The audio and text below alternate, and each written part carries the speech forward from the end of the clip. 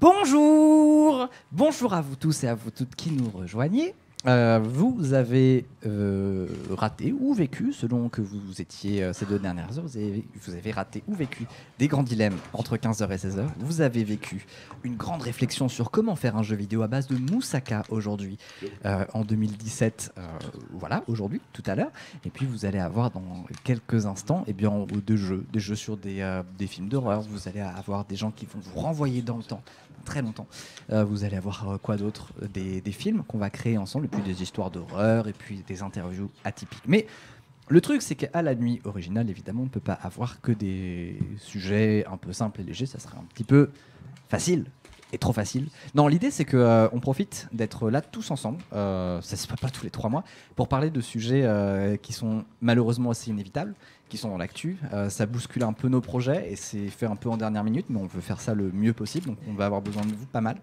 Et pour ça, Clem et Marie sont arrivés il n'y a pas longtemps avec une idée de tranche. Donc je vais leur laisser la parole et je vais rester derrière ici pour qu'on parle d'un sujet qui a beaucoup secoué Internet récemment et qui pose beaucoup de questions, qui méritent beaucoup d'attention aussi et qui méritent beaucoup de, je sais pas comment dire, beaucoup de soins dans le traitement, qui méritent qu'on crève plusieurs abcès, et on va faire ça maintenant tout de suite avec vous. Donc n'hésitez pas, s'il y a quoi que ce soit, si vous voulez réagir de quelque façon que ce soit, n'hésitez pas dans les commentaires, n'hésitez pas au hashtag Nuit Originale.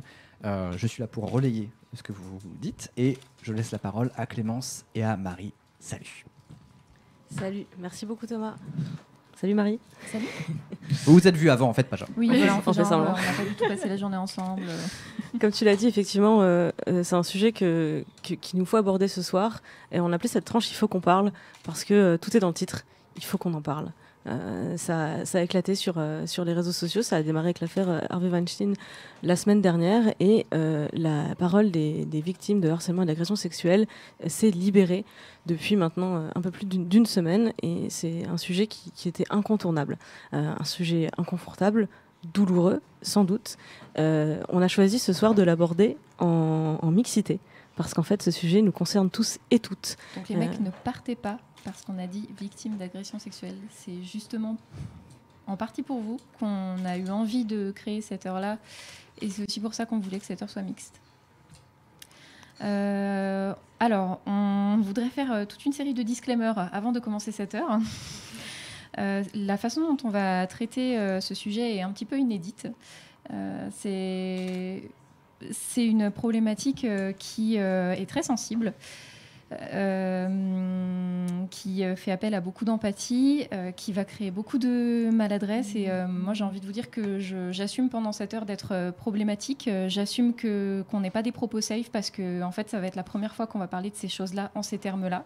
Et il faut une première fois à tout. Et les premières fois sont toujours maladroites. J'espère que vous vous souvenez de votre première fois sexuelle, justement. Je pense que c'est un bon parallèle quand ça se passe bien.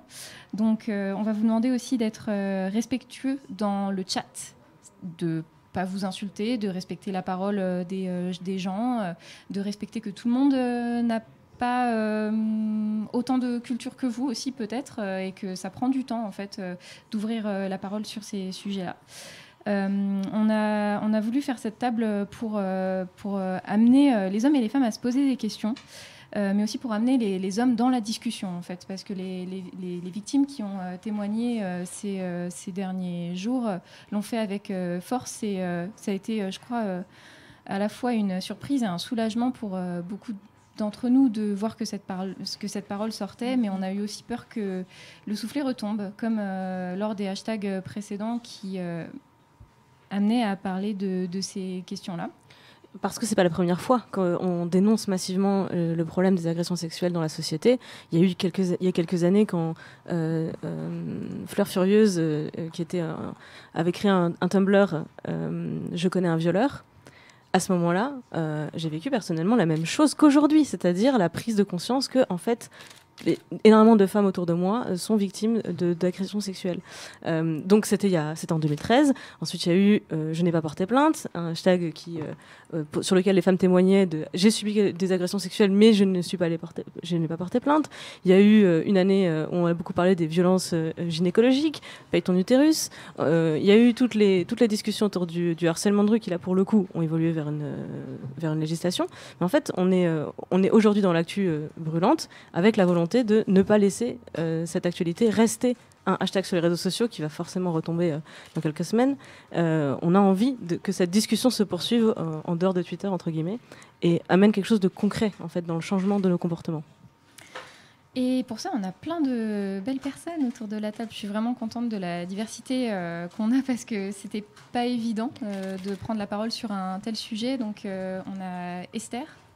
Salut. Qui est en charge des témoignages et de la rubrique société politique sur mademoiselle.com.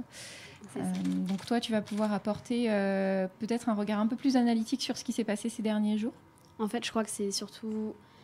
Je reçois tous les jours dans ma boîte mail toutes les histoires de toutes ces meufs, etc. Et moi, c'est tous les jours depuis longtemps, ça date pas d'il y a une semaine. Donc, en gros, les récits de ces victimes, etc., je les connais, ils sont très divers et en même temps affreux dans leurs similitudes. Donc c'est un peu cette caution-là que je vais apporter. Ok, merci.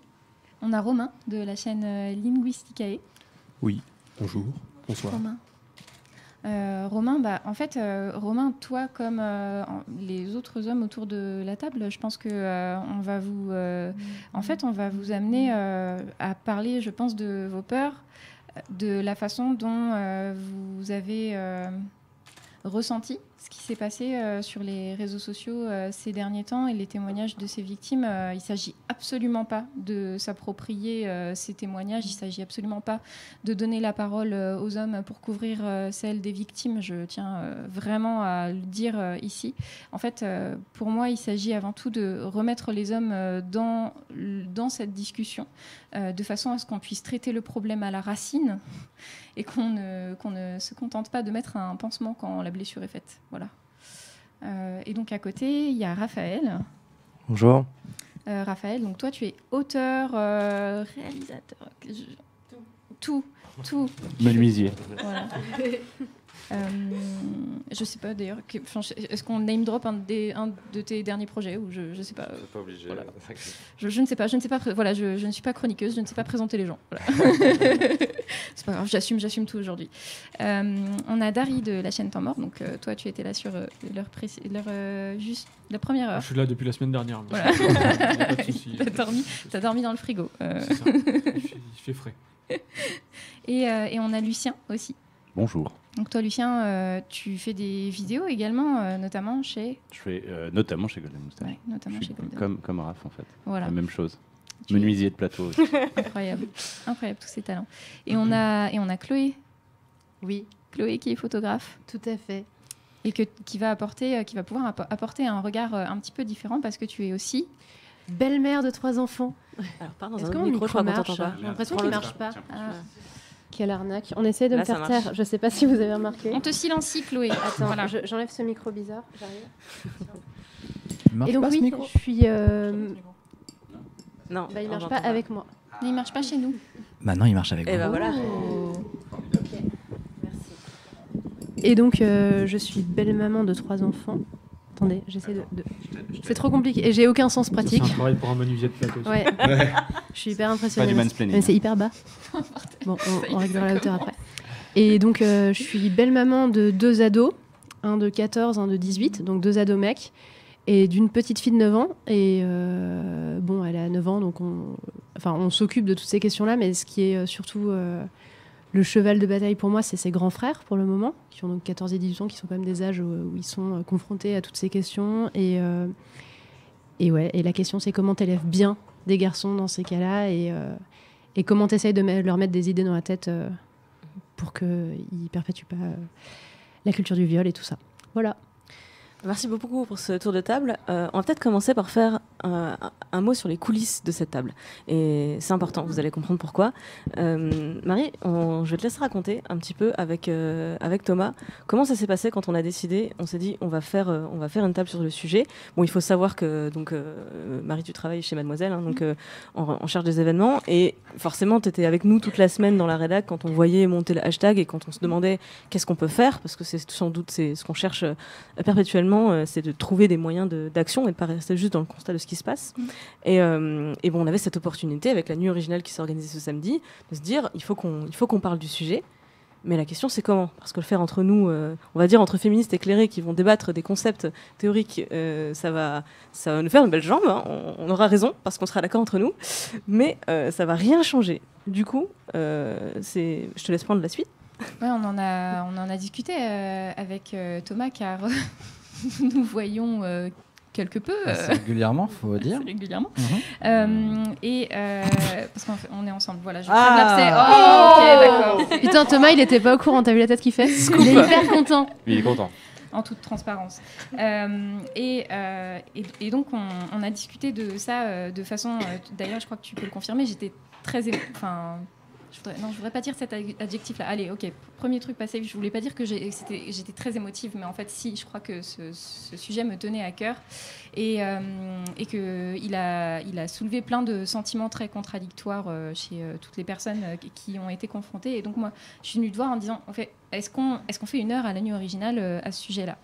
Et en fait, t'étais pas chaud au départ pour ça, et non pas parce que le sujet te paraissait pas important. Mais parce que tous les créneaux étaient pris, on devait faire une heure sur les trains à la base. Ouais, c'est trop bien les trains. Meilleur sujet. Hein.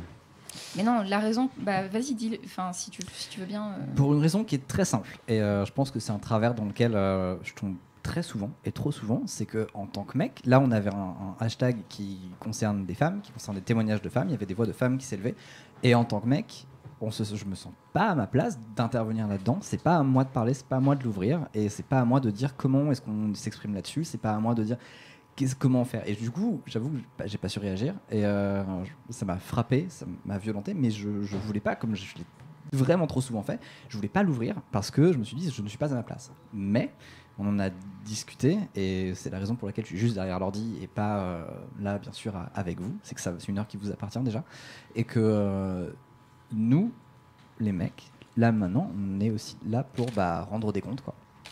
Et tu voulais aussi faire en sorte que cette heure soit blindée, c'est-à-dire que si tu voulais l'organiser uniquement si on était capable de très très bien l'organiser et que rien ne, en fait que ce soit parfait, quoi, que rien ne déborde. Je sais que tu avais cette ambition-là aussi, et moi j'étais convaincue en disant en fait assumons qu'elle ne soit pas parfaite cette heure-là, mais qu'au moins on ouvre la discussion. Je sais tu me dis si je surinterprète notre discussion, mais il me semble aussi que tu avais peur de t'approprier un combat qui n'est pas le tien, mais il me semble que tu avais aussi une autre peur qui parlera peut-être aux hommes autour de cette table-là, qui est que comme tu es une personnalité publique, ces témoignages t'ont aussi amené à te poser des questions sur tes comportements quand tu étais plus jeune, et à te demander si à un moment tu n'aurais pas dépassé la barrière sans le savoir. Et si c'est le cas, le problème c'est que aujourd'hui, avec les réseaux sociaux, on peut faire sortir ce genre de témoignages de façon anonyme ou pas, en nommant des gens ou pas. Et il me semble que c'était une crainte aussi pour toi.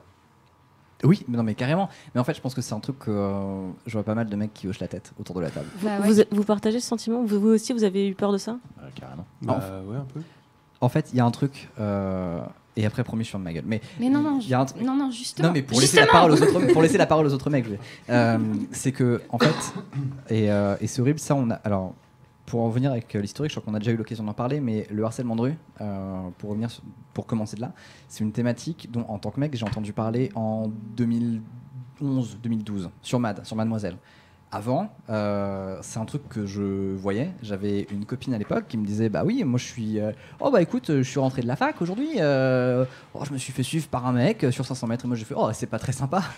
Et ça s'arrêtait là en fait. Mais je pense que j'étais dans le même délire de ah non mais oui mais c'est normal en fait. Enfin, c'est bon ça va, elle a mal pris ou un truc comme ça. Et en fait tu te dis il y a beaucoup de comportements méga toxiques que t'as et c'est dur de s'en défaire. Et je pense alors vraiment le truc c'est qu'en le disant je vais pas me faire la belle personne qui a beaucoup appris de ses leçons etc. Parce que je pense que c'est le truc qu'on produit toujours et ça fait qu'on se déteste pour ça. Mais au-delà du jugement moral c'est le truc qu'on reproduit toujours parce qu'on a été éduqué dans ce sens-là quoi. À aucun moment donné on nous a dit ah putain c'est pas bien en fait.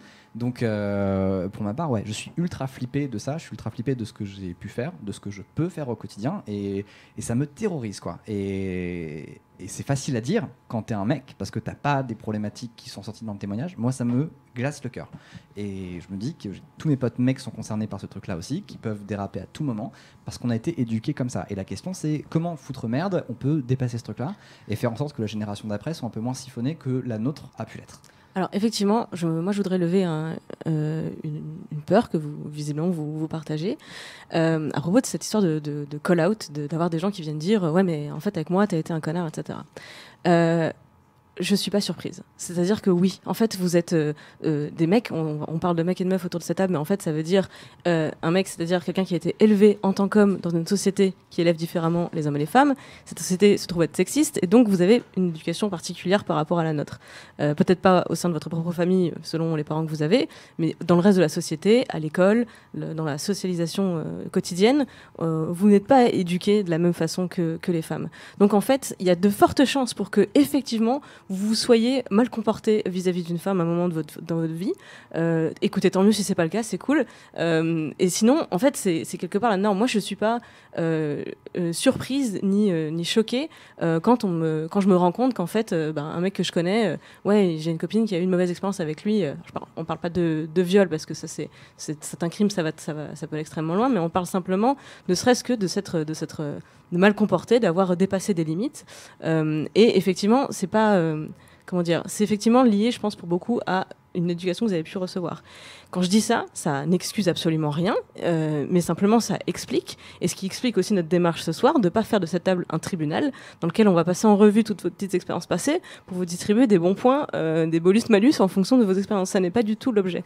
C'est justement de faire ce constat, de se dire, on peut être d'extrême bonne volonté, être comme toi Thomas, finalement dans une démarche d'éducation permanente, de sensibilisation, avoir énormément d'empathie pour toutes les femmes qu'on connaît et en général pour les êtres humains parce qu'on est des êtres humains aussi, et en même temps se rendre coupable de comportements alors moralement répréhensibles sans en avoir conscience. Et c'est ça le véritable drame qui est en train de se produire dans cette société, c'est que sans en avoir conscience.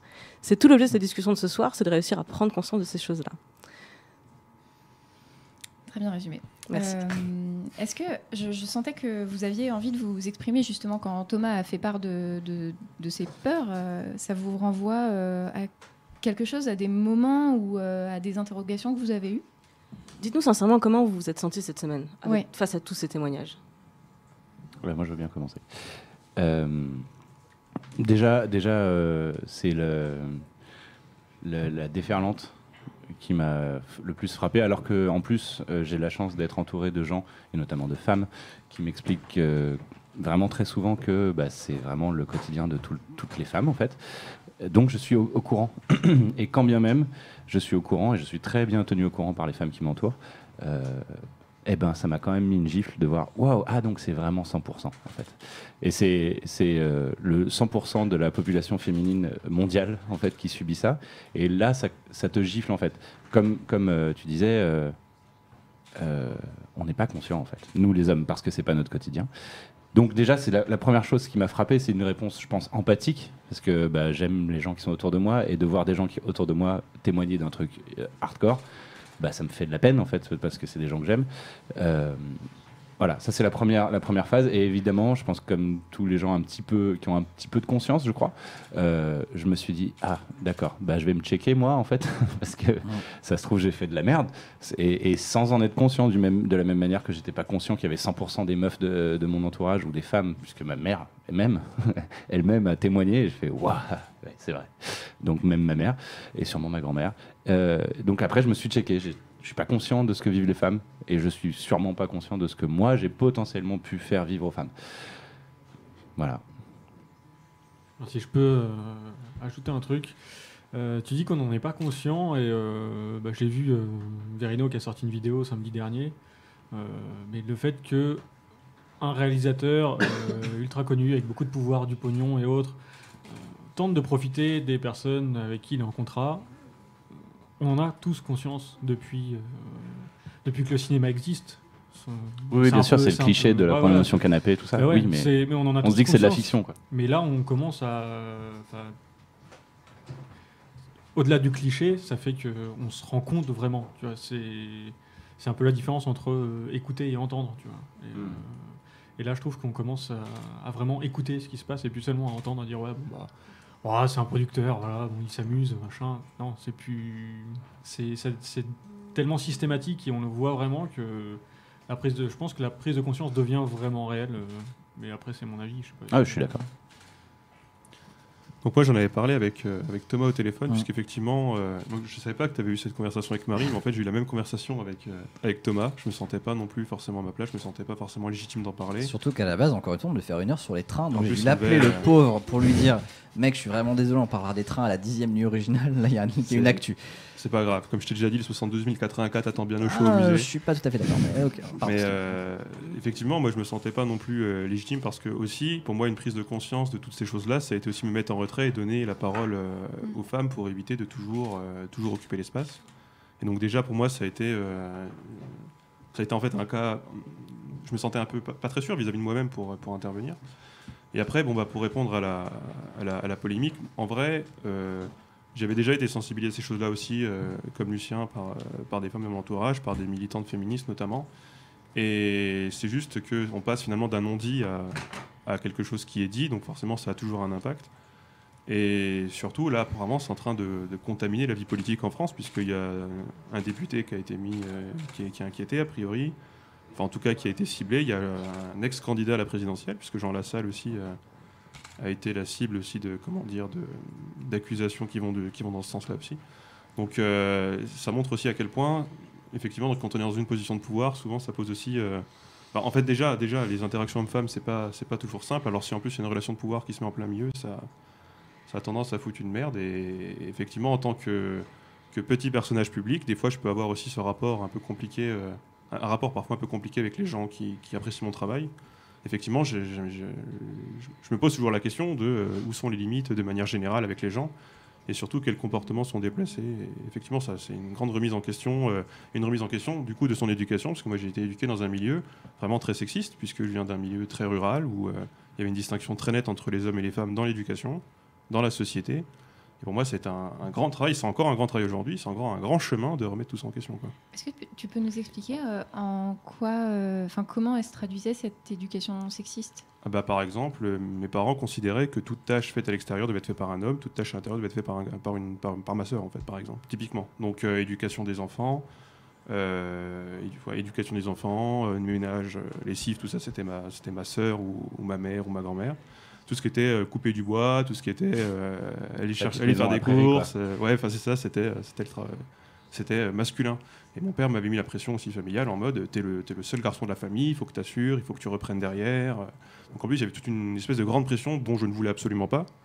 En mode il faut aussi que tu perpétues. Ça allait jusqu'à comment je devais me comporter du coup avec les femmes, puisque mon père il me poussait en fait pendant mon adolescence, il me poussait plus ou moins à l'acte sexuel en mode vas-y prouve que t'es un homme, montre que t'es un homme, parce qu'il faut que t'assures la relève, quoi. Excellente transition, Thomas. Faire un héritier homme aussi. Oui. Est-ce que c'est possible. Alors on va attendre une seconde, je vais le mettre, je le prépare ici okay, et je peux le prépare. Peut-être le pitcher. Vas-y, le temps que je le trouve. Tu le prépares. De quoi ? Ah, Raph ? De quoi ? The Mask You Live In. Oui, donc nous allons voir une bande-annonce d'un documentaire réalisé par, je ne sais pas leur prénom, mais deux femmes, si vous avez leur prénom sous les yeux, je ne sais plus comment elles s'appellent. Alors dis-moi si je me trompe, mais il me semble que c'est un projet d'intérêt général qui s'appelle The Representation Project.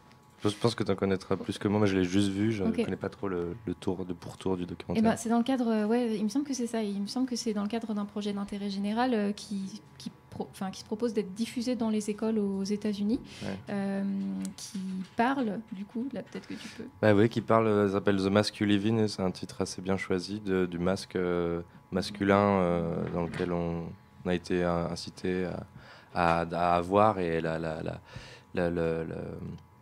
et donc c'est des portraits et des témoignages d'hommes qui jusqu'où ça les a menés, ces sortes d'ordres ou de choses à respecter en tant qu'hommes. Il y en a pas mal et qui font chier. Et le documentaire est très touchant. Je sais que je le recommande à énormément de copains et je leur dis à chaque fois, on va tous pleurer. À un moment, on se reconnaît tous. Et il y a le petit enfant en nous qui se reconnaît, qui fait oui, ça m'a saoulé. J'ai pas voulu avoir ces ordres-là. Et il est très touchant, il est très très cool.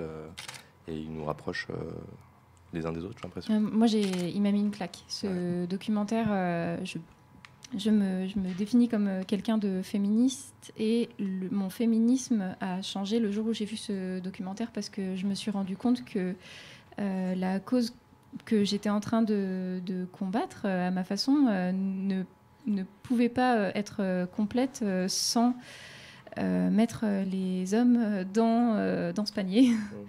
Et je trouve que ce documentaire il est disponible sur Netflix et il est sous-titré en français. J'ai trouvé la bande-annonce, mais elle n'est pas en français. Tu peux pas la prendre sur Netflix parce qu'elle y est en sous-titré français. Va falloir 2 minutes de plus alors. Okay. Pas de souci. Faut qu'ils prennent un abonnement, tout ça. Ouais, c'est un peu long. Vous me laissez une petite seconde, j'arrive. Qu'est-ce qu'on peut faire? J'avais pas compris, pardon, juste pour parler de Mask You Living, que en fait c'est un jeu de mots le titre. De Mask You Living.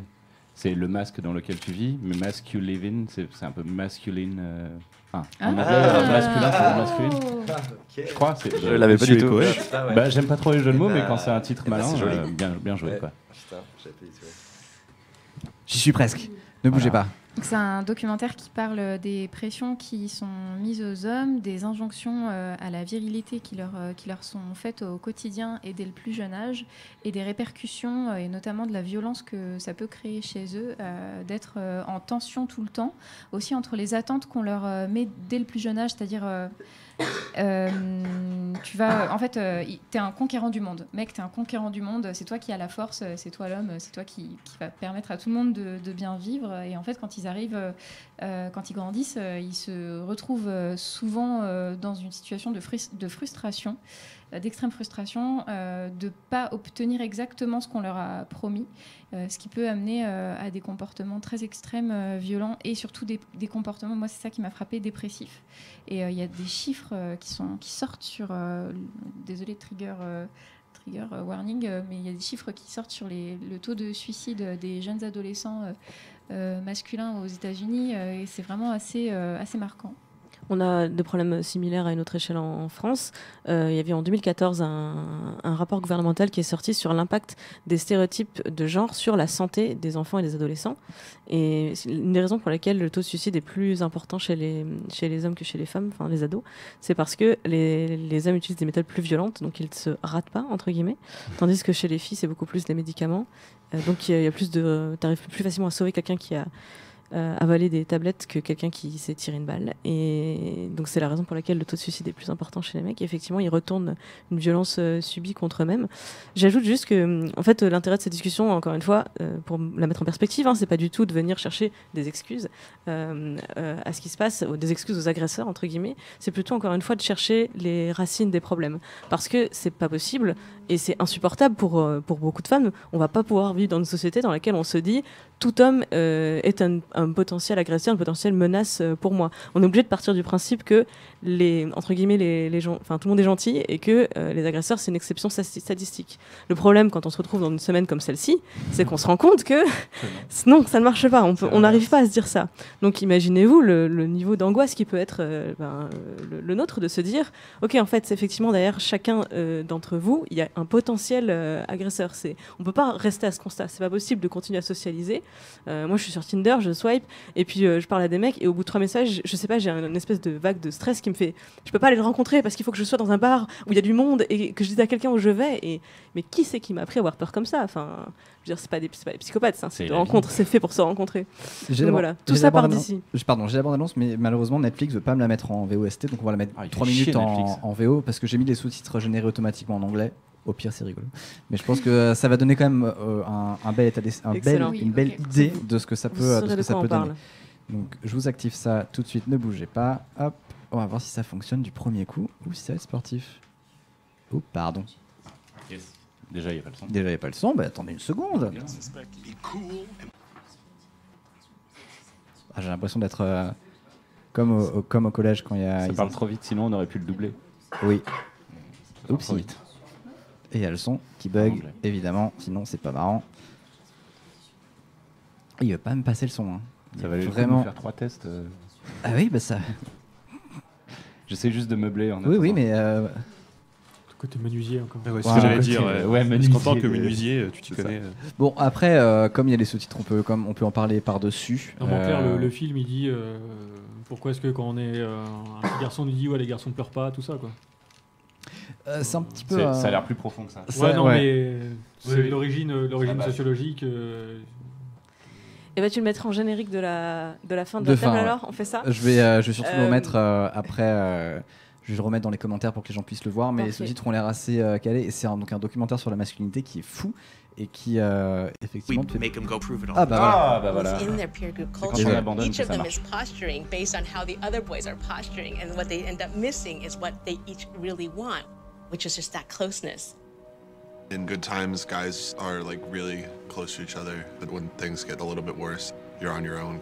From middle school, I had 4 really close friends. Once I kind of went into high school, I struggle finding people I can talk to because I feel like I'm not supposed to get help. Our kids get up every morning. They have to prepare their mask for how they're going to walk to school. A lot of our students don't know how to take the mask off. What is it you don't let people see? Almost 90% of you have pain and anger on the back of that paper. If you never cry, then you have all these feelings stuffed up inside of you, and then you can't get them out. They really buy into a culture that doesn't value what we've feminized. If we're in a culture that doesn't value caring, doesn't value relationships, doesn't value empathy, you are going to have boys and girls, men and women go crazy. Désolé, c'est en anglais, n'hésitez pas à traduire dans les commentaires. I've been suspended at least once every year I was here. We would just look for trouble and just like try to fight. Boys are more likely to act out, they're more likely to become aggressive. Most people miss that as depression, or see it as a conduct disorder, or just a bad kid. I felt like just giving up on life. You know, I actually had suicide thoughts in my head at 6th grade. I felt alone for a long time, and I actually thought about killing myself. Whether it's homicidal violence or suicidal violence, people resort to such desperate behavior only when they are feeling shamed and humiliated, or feel they would be if they didn't prove that they were real men. If you're told from day one, don't let nobody disrespect you, and this is the way you handle it as a man, respect is linked to violence. If I can man up, why step down from that, you feel me? It's like instinct. So man up! Man up! Man up! Man up! Pull some fucking balls! Act like a man! Be a man. Be a man! For my kids, I was gonna end this hyper-masculine narrative here. Vous marquez Comic Soon, mais c'est bien sorti. Hein. Depuis un moment, c'est disponible sur Netflix. Et évidemment, si vous avez l'occasion de vous jeter dessus, faites-le. C'est vraiment saisissant. Et c'est un documentaire qui... Alors, dans le documentaire, dans la bande-annonce, on peut peut-être...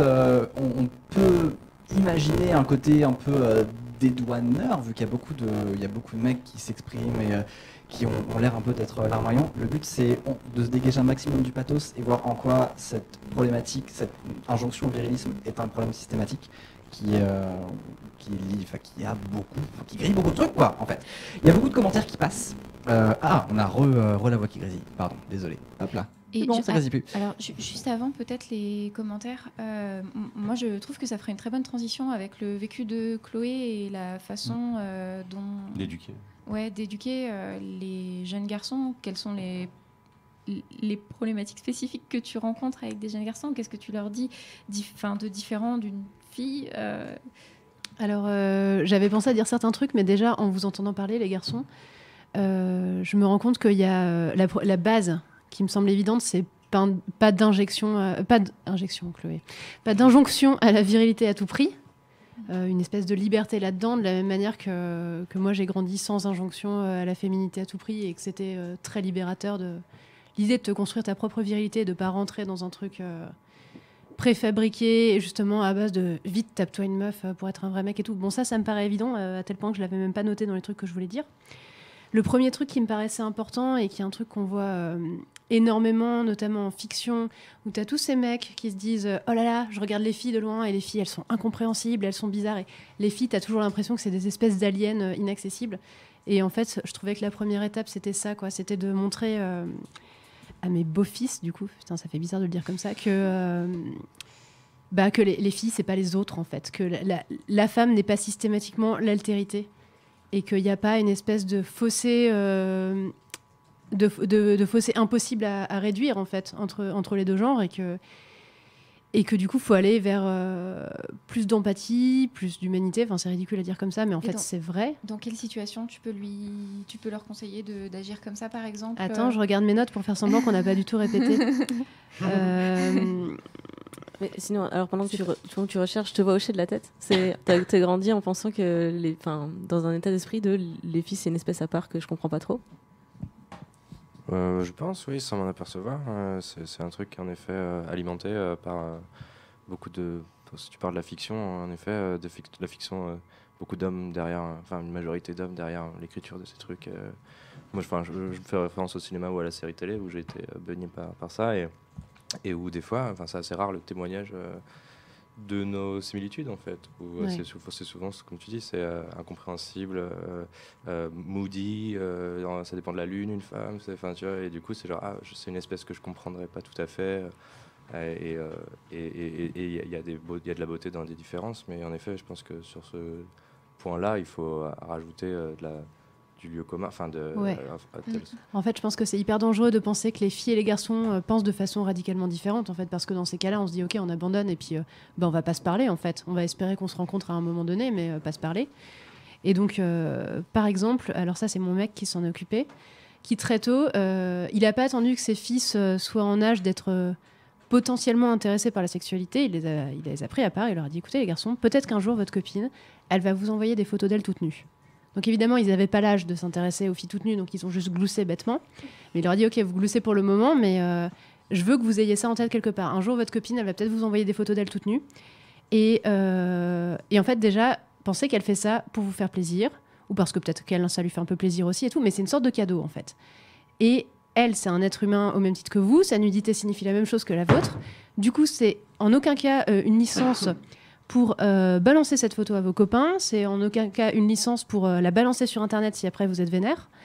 Et voilà, c'est une espèce de connexion constante à l'empathie et au fait que c'est pas parce que c'est une fille que c'est un être qu'on met plus facilement à poil, qu'on balance plus facilement à poil, qu'on humilie plus facilement parce que ça serait elle qui aurait commis quelque chose en rompant à la fin d'une relation ou quelque chose comme ça, quoi. Et en fait, je pense qu'il y a...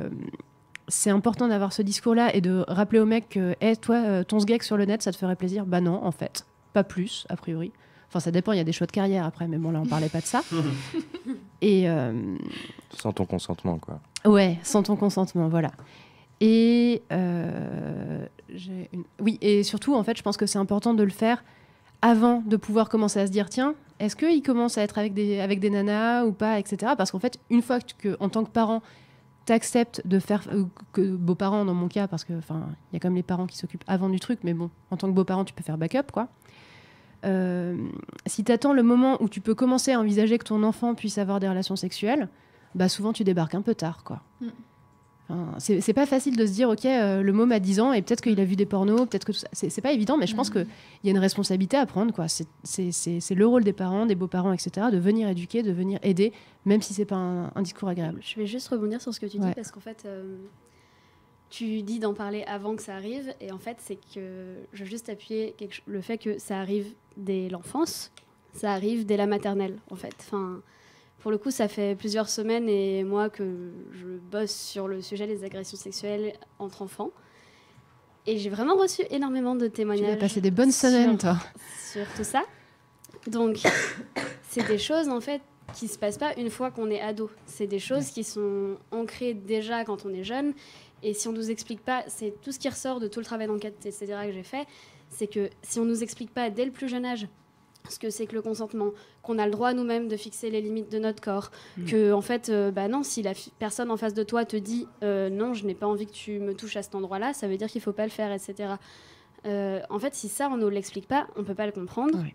Donc, on a d'un côté des enfants qui se retrouvent à devenir des agresseurs sans en avoir conscience, et de l'autre, d'autres enfants qui se retrouvent à être traumatisés parfois à vie, parfois vraiment très gravement. Il y a plein d'histoires différentes et de cas différents, mais c'est juste que effectivement cette éducation, il faut la démarrer dès le plus jeune âge et pas forcément en montrant techniquement, alors voilà, c'est ça, faire l'amour, etc. Il faut juste commencer par parler du corps et du consentement. Et pour le moment, c'est très peu fait en fait dans les écoles. Ouais, effectivement, je pense qu'à chaque âge, tu commences à ajouter des éléments par rapport à l'âge de l'enfant, mais il faut que tu sois toujours un peu en avance par rapport à ce que tu prédirais. Tu vois ce que je veux dire ? Ouais, ouais. Et un truc que j'avais lu, que j'avais trouvé vachement intéressant, c'était tous ces parents qui expliquent que tu vois souvent un enfant qui n'a pas envie de faire la bise à sa tata quand elle arrive parce que non, je veux pas. Et tu vois super souvent des parents qui disent mais si tu fais la bise à tata, allez vas-y tu fais le bisou. Eh ben non en fait. Exactement. En fait non. Ok, ça peut apparaître comme un caprice de l'enfant et c'est pas poli, socialement c'est un petit peu gênant. Et en même temps, c'est l'enfant qui exprime son consentement sur son propre corps, quoi. Quand tu apprends à 5 ans que si, fais un bisou quand on te demande, pourquoi à 18 ans, tu refuses un baiser quand on te demande ? Bah ouais, exactement. Lucien, tu voulais réagir ?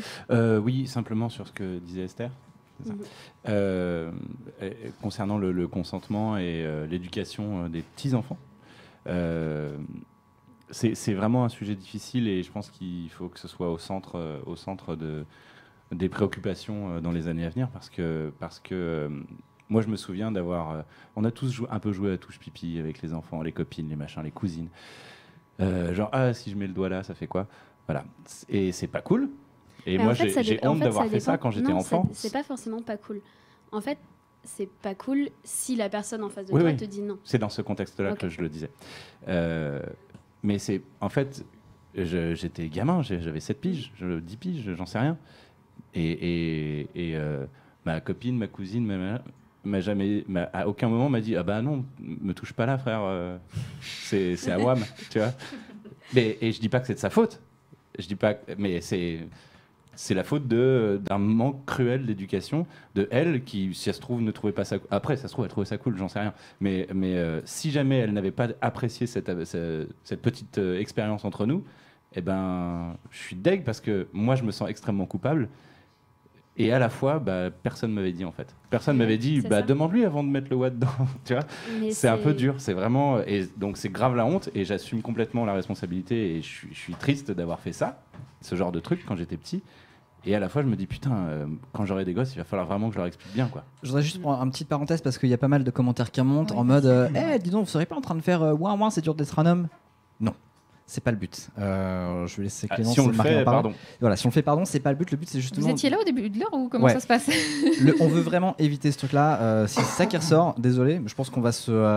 Mais moi, en fait, putain, je suis désolée, mais là, vraiment, je l'assume. Je l'assume qu'on donne la parole à des hommes sur cette question parce que c'est la racine du problème. On pourra jamais avancer dans la cause féministe si on met pas les hommes. Et putain, je suis désolée, je suis vraiment en train de m'énerver, mais les hommes sont la racine du problème. Il faut qu'ils puissent s'exprimer là-dessus. Donc non, c'est pas ouin, les hommes, vous venez chialer. C'est les hommes et les femmes qui parlent ensemble d'un problème qui les concerne tous les deux. Merci. Désolée. C'est très bien dit. C'est vraiment... Wow, respect. Et puis aussi, combien de fois tu lis dans des articles sur le viol, etc., pourquoi c'est toujours les meufs qui parlent, pourquoi les violeurs s'expriment jamais, pourquoi on dit toujours aux filles de pas s'habiller court, de devoir faire gaffe quand elles vont dans la rue, etc., pourquoi on dit jamais aux mecs, tu fais gaffe à pas violer la fille, s'il te plaît. Et on est là-dessus aussi, quoi. C'est-à-dire qu'en tant que mec, il faut qu'on se mette face à nos contradictions aussi. Et à ça, donc oui, c'est une conversation qui est nécessaire. On n'arrête pas de surligner partout qu'il faut écouter la parole des concernés, mais en fait, la base de cette discussion, c'est que les hommes sont concernés par cette discussion. Vous êtes au cœur de ce problème avec nous. Nous, on en subit les conséquences, et vous êtes, comme tu viens de l'expliquer, Lucien, pas envie de faire partie du problème. Et ce qu'on est en train de dire aujourd'hui, tous ensemble, c'est que, trouvons les clés pour que vous fassiez partie de la solution, parce qu'il n'y a pas d'entre-deux, en fait. Il n'y a pas, encore une fois, d'un côté les connards qui violent et les mecs bien qui qui ne seraient absolument pas concernés par ce qui se passe, et surtout taisez-vous, laissez parler les victimes. Non, en fait, vous faites partie de cette statistique absolument effroyable pour celles qui la subissent en face. Donc vous êtes concernés, votre parole, on a besoin de l'entendre. Ce qu'on se disait quand on a organisé cette table et qu'on sentait bien que c'était compliqué de vous y faire venir collectivement, parce qu'il y a beaucoup d'hommes qui sont dans les coulisses aujourd'hui de cette nuit originale, c'est que, en fait, oui, vous prenez souvent la parole. Encore en plus, en tant qu'artiste, vous avez une parole publique permanente. Elle a du poids quand vous l'utilisez. Du coup, quand vous l'utilisez pas, ça s'entend encore plus fort. Bien dit. Bien dit. Vous savez quoi ? Il est -5, mais on a à peine effleuré la conversation. Je propose qu'on déborde. On s'en fout. Est-ce que tu as eu d'autres commentaires de la part des gens On est chaud, on répond. Parce que Marie s'est calmée, donc je vais remonter la question. Je pense que si vous voulez, allez, on se donne encore 5 minutes. On ouvre le Skype. Si vous avez des questions, n'hésitez pas à les mettre dans le chat et à ajouter. Tant qu'on est sur expliquer les concepts, je vais rebondir sur un autre concept qu'on a laissé couler tout à l'heure parce que la discussion était intéressante. Tu parlais, Romain, t'as dit un truc, ça m'a un peu marqué.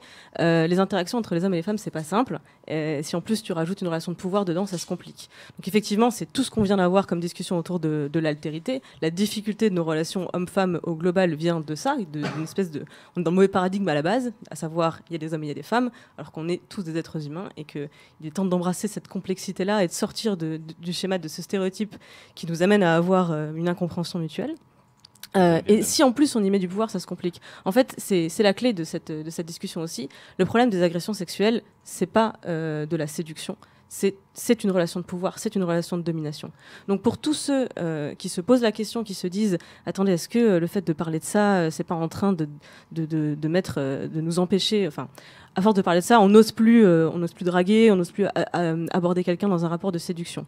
Non, en fait, parce que c'est pas du tout le même sujet. C'est pas possible, je vais parler de mon expérience personnelle, hein, mais c'est pas possible de confondre, de mon point de vue, quelqu'un qui fait une tentative de séduction avec quelqu'un qui fait du harcèlement ou une tentative d'agression. Parce qu'en fait, je vais prendre un exemple très, très, très bête, hein, mais dis donc, t'as bonne mine aujourd'hui. Dis donc, t'as bonne mine aujourd'hui. Dis donc, t'as bonne mine aujourd'hui. C'est pas possible en fait de confondre une remarque, une pique avec un compliment. Vous avez besoin du contexte, de mon expression faciale, du ton de ma voix pour savoir qu'est-ce que j'ai voulu dire en disant ça. Et la phrase seule, les mots seuls ne disent rien. Et c'est pareil qu'un regard. Regarder quelqu'un, ça n'envoie aucun message. Comment tu regardes la personne et qu'est-ce que tu envoies avec ce regard, c'est là que tu as un message. Tu voulais rebondir, Lucien ? Ouais, parce que moi je me pose la question beaucoup en ce moment, justement, on grandit, on a grandi, en tout cas moi j'ai 36 ans, j'ai grandi dans une génération où c'était hyper romantique d'attraper une fille par l'arrière de la tête et lui rouler une grosse galoche contre un mur. Ouais, comme dans les films américains, quoi. Et je tiens à dire que je crois que les filles et les femmes de ma génération ont elles aussi trouvé ça extrêmement sexy, un mec qui t'attrape fougueusement et qui te roule des pelles. Et je me souviens même d'une ex à moi qui est extrêmement féministe, extrêmement éveillée et qui m'avait dit que dans un film avec Michael Fassbender sur l'addiction au sexe, justement, le truc qui lui a le plus plu, parce que excitant sexuellement pour elle, c'est quand dans un bar, il parle à une meuf et en même temps il glisse sa main sous sa jupe et il commence à la tripoter, alors que elle a pas dit tu me séduis du tout. Et donc on est tous, en tout cas ma génération, je pense, élevés dans ce contexte-là où c'était super sexy, un mec qui était un petit peu puissant et viril et qui t'attrape et qui te chope contre un mur. Et donc je me pose beaucoup cette question ces derniers temps. Et ces derniers temps, quand il m'est arrivé de rouler des pelles à une meuf, parce que je roule des pelles à des meufs et pas trop aux mecs, ça peut arriver. Je me suis surpris moi-même 2-3 fois à dire c'est ok après. C'est-à-dire que je roule une pelle et je dis c'est ok parce que j'ai trop peur maintenant en fait d'être oppressant, de passer les limites et de me dire elle a ri à 5 blagues que je viens de faire, c'est peut-être qu'elle me trouve séduisant, alors que en l'occurrence à chaque fois c'est cool, on m'a dit non c'est ok, tu peux me rouler des pelles, cool, mais c'est triste en fait enfin c'est triste, c'est difficile, c'est extrêmement compliqué, mais je sais pas où me foutre en fait. Est-ce que c'est normal de devoir checker avec une personne en disant j'ai l'impression que tu me regardes avec des yeux séduits, est-ce que je peux y aller, et est-ce que ça détruit pas alors comment on se séduit maintenant, je sais pas. C'est peut-être extrêmement vague ce que je En veux vrai, dire, je suis désolé. En vrai, ce que je vous propose de faire, c'est d'ouvrir le Skype et comme ça, les gens vont pouvoir venir avec leurs questions, histoire que on ait aussi des questions, des remarques, j'ai envie de dire, que vous êtes d'accord, mais aussi surtout si vous n'êtes pas d'accord. Ouais, Chloé. Est-ce que je peux revenir ? Je voulais juste Vas-y, terminer sur un truc rebondis. d'éducation parce que je Ah me ouais. dis qu'il y a peut-être plein d'autres nanas qui sont dans mon cas, ceux qui ont moins de 30 ans, qui se retrouvent belle-mère et tout, et ça pose des vraies questions. Ouais. Et le dernier truc que j'ai mis en place et que je trouve hyper efficace, et je pense par rapport aux ados, c'est de leur créer des espèces de triggers dans la tête, enfin des triggers positifs en fait. Et à chaque... Je suis désolée, je fais vraiment un aparté, mais c'est parce que ça me paraît assez important. Tu peux expliquer ce que c'est qu'un trigger ? Ouais, ouais. En fait, l'idée, c'est qu'il y a un petit déclencheur, qu'il y a un mécanisme qui se déclenche dans leur tête face à certaines situations. Donc, en langage traumatique, c'est un truc négatif, le trigger. C'est-à-dire que tu vois un machin qui te rappelle un traumatisme, et paf, ça part et tu fais une parles crise. de bons réflexes, en Mais fait. là, je parle de trigger positif. Ouais, de bons réflexes. Donc, mais qui soit hyper automatique et hyper rapide. Donc, par exemple, à chaque fois que le fils aîné de mon mec part en soirée, je lui répète, comme une belle-mère un peu relou, mais c'est important, je lui répète, tu sais qu'une fille bourrée n'est pas consentante. Allez, salut, bonne soirée. Et en fait, mon idée, c'est que je veux qu'à chaque fois qu'il voit un de ses potes partir avec une meuf bourrée, il y ait l'image de sa belle-mère qui apparaît et qui fait « Attention, une fille bourrée n'est pas consentante !» Et en fait, c'est tout con, et tu peux pas refaire l'histoire du féminisme avec chaque enfant à chaque fois qu'il part en soirée, mais je pense que c'est super important d'avoir quelques règles de base qui seront des automatismes directs quand il se retrouvera face à une des situations.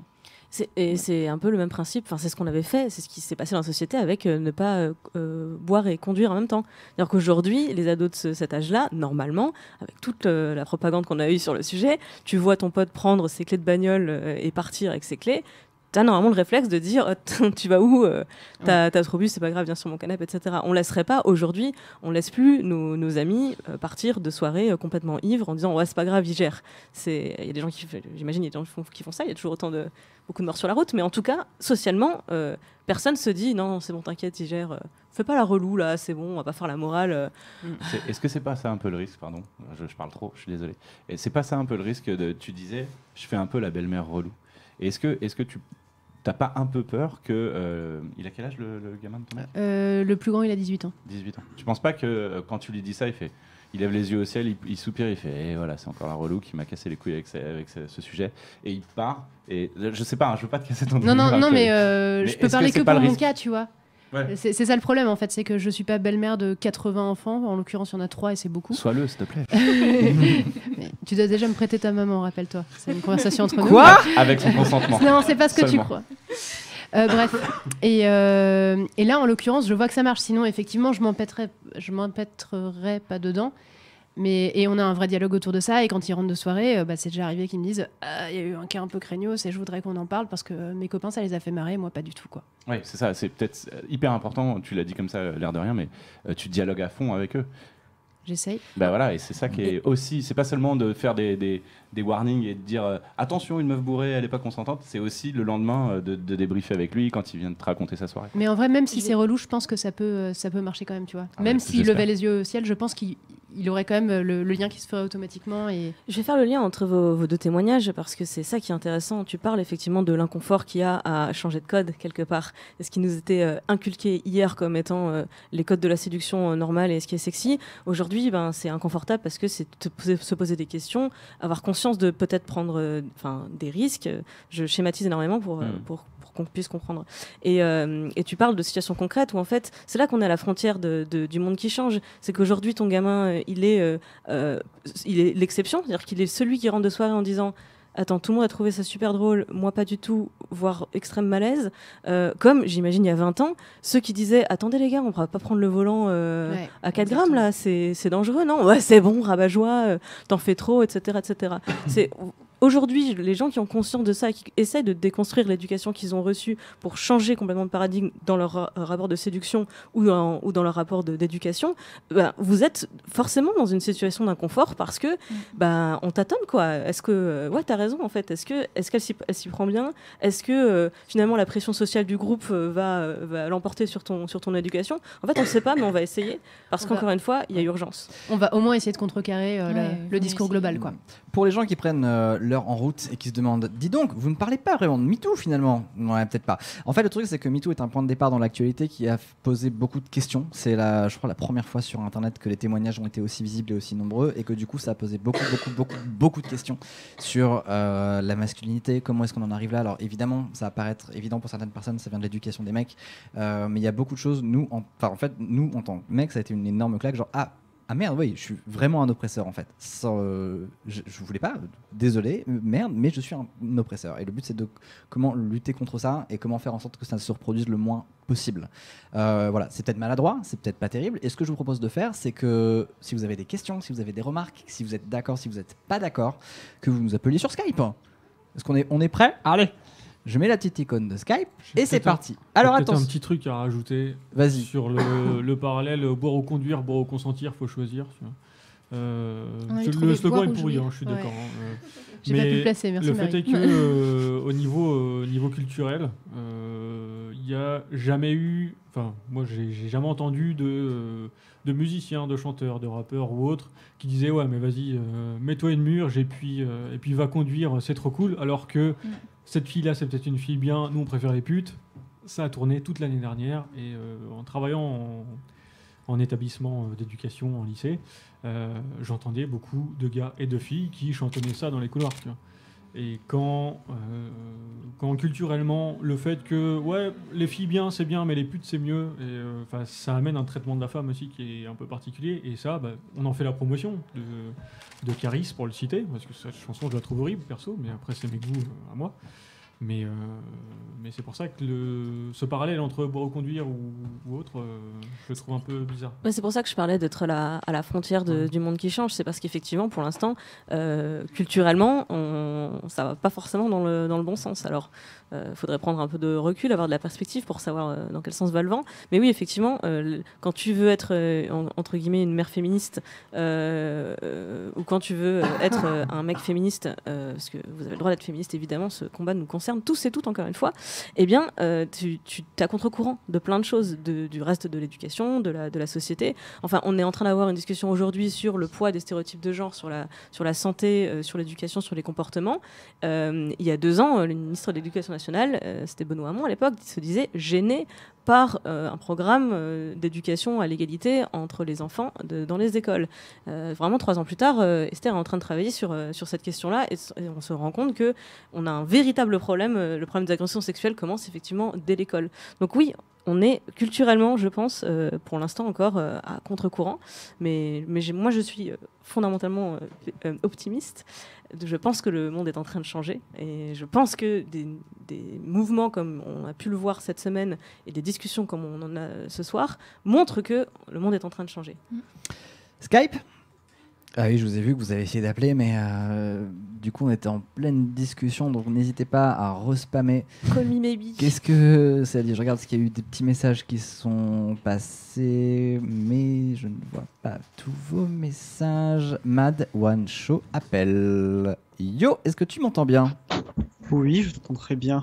Bonjour, comment t'appelles-tu ? Bonjour. Ah, tu peux être anonyme si tu veux, n'hésite pas, hein, tu me dis. Oui, attends. D'abord, je vais couper le son du live parce que sinon, je t'entends en double et en décalé. Ça va pas être très agréable. Ça devrait être dans le bingo, ça. Attends, je coupe le live parce que je suis dans le futur. Ouais. Est-ce que tu as une remarque ou une question ? Alors, plus une. Comment dire, relancer un peu ce que. Alors, je sais plus c'est qui avait dit ça tout à l'heure, je crois que c'était Lucien.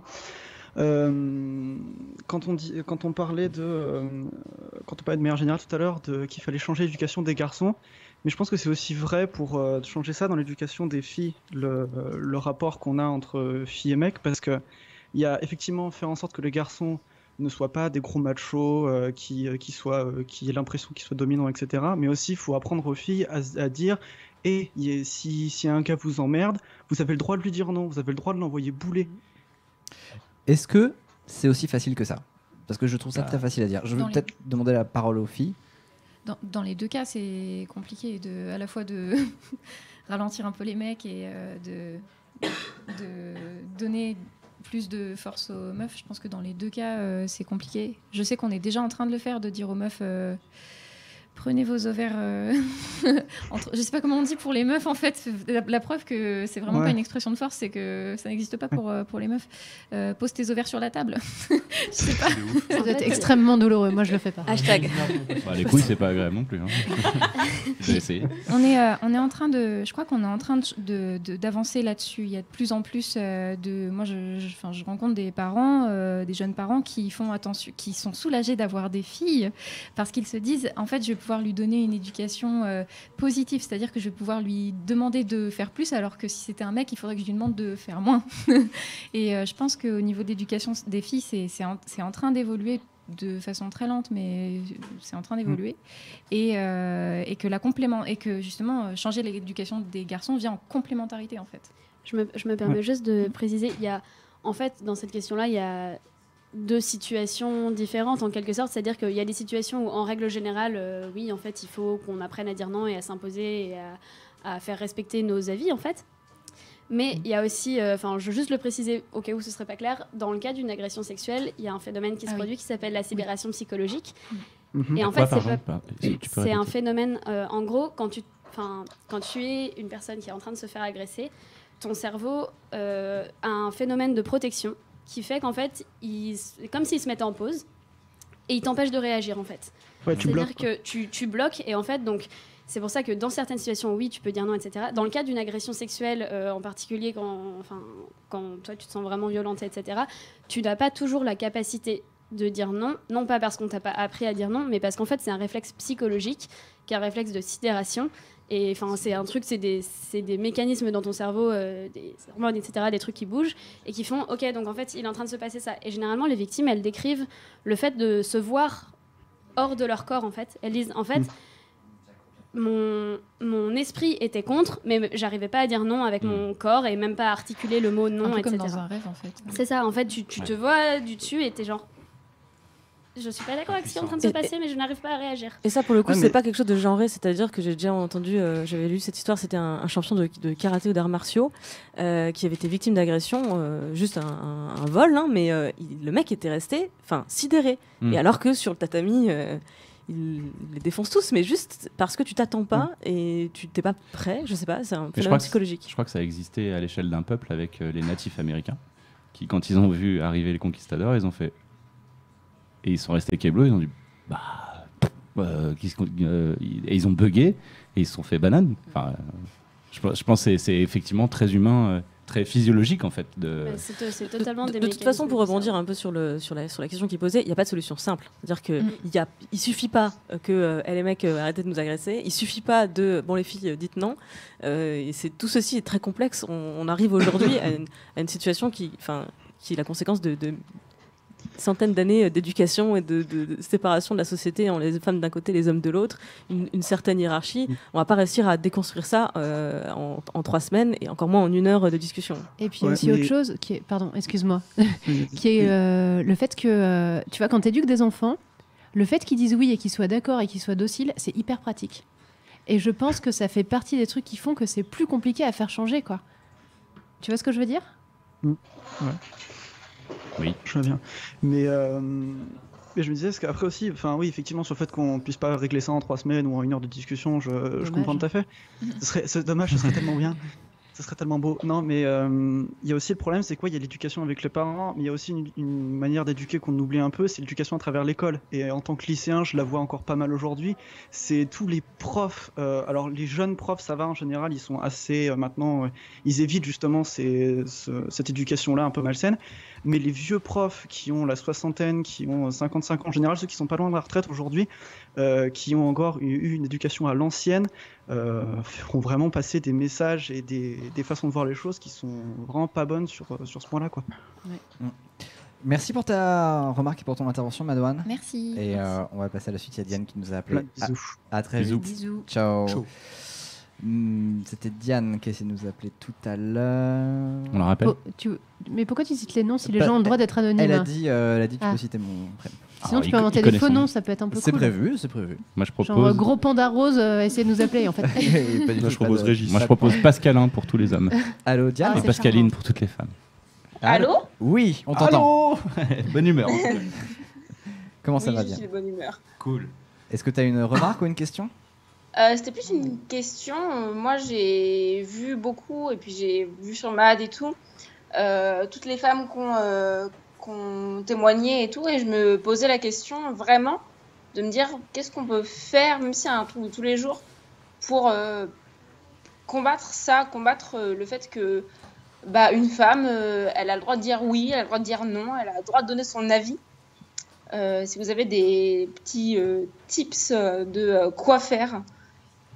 Mais je pense que déjà le fait d'en parler sur les réseaux et de créer des hashtags comme ça donne une légitimité justement à oser dire non et à oser accepter que tout ça c'est pas normal. Tu vois, c'est aussi le fait d'arriver là en mouvement, en force, en nombre, qui permet de faire bouger les choses. Donc je pense que c'est une des initiatives qui va dans ce sens-là. Et en parler dans la vie aussi. Parce que c'est cool les réseaux sociaux, enfin c'est plus facile parce que on est safe, on est chez soi et on est soit sur son téléphone, soit sur son ordi et c'est ok, tu vois, personne va venir te mettre une gifle. Mais je pense que dans la vraie vie aussi c'est important d'en parler. Dès que le sujet peut être pas loin et que tu sens que tu es avec des gens intelligents, vas-y aborde le sujet et vois comment les gens pensent. D'accord. Je pense, hein. J'ai pas la vraie solution. Je me permets de renchérir sur ta question, Diane, parce qu'en fait tout à l'heure, je sais plus qui a dit quelque chose. Comment en parler entre mecs en fait? Imagine, tu vois ton pote qui est en train de déconner entre mecs, mais pas que en fait. Même, imagine, tu vois ton pote qui est en train de déconner et de faire un truc qui est relou.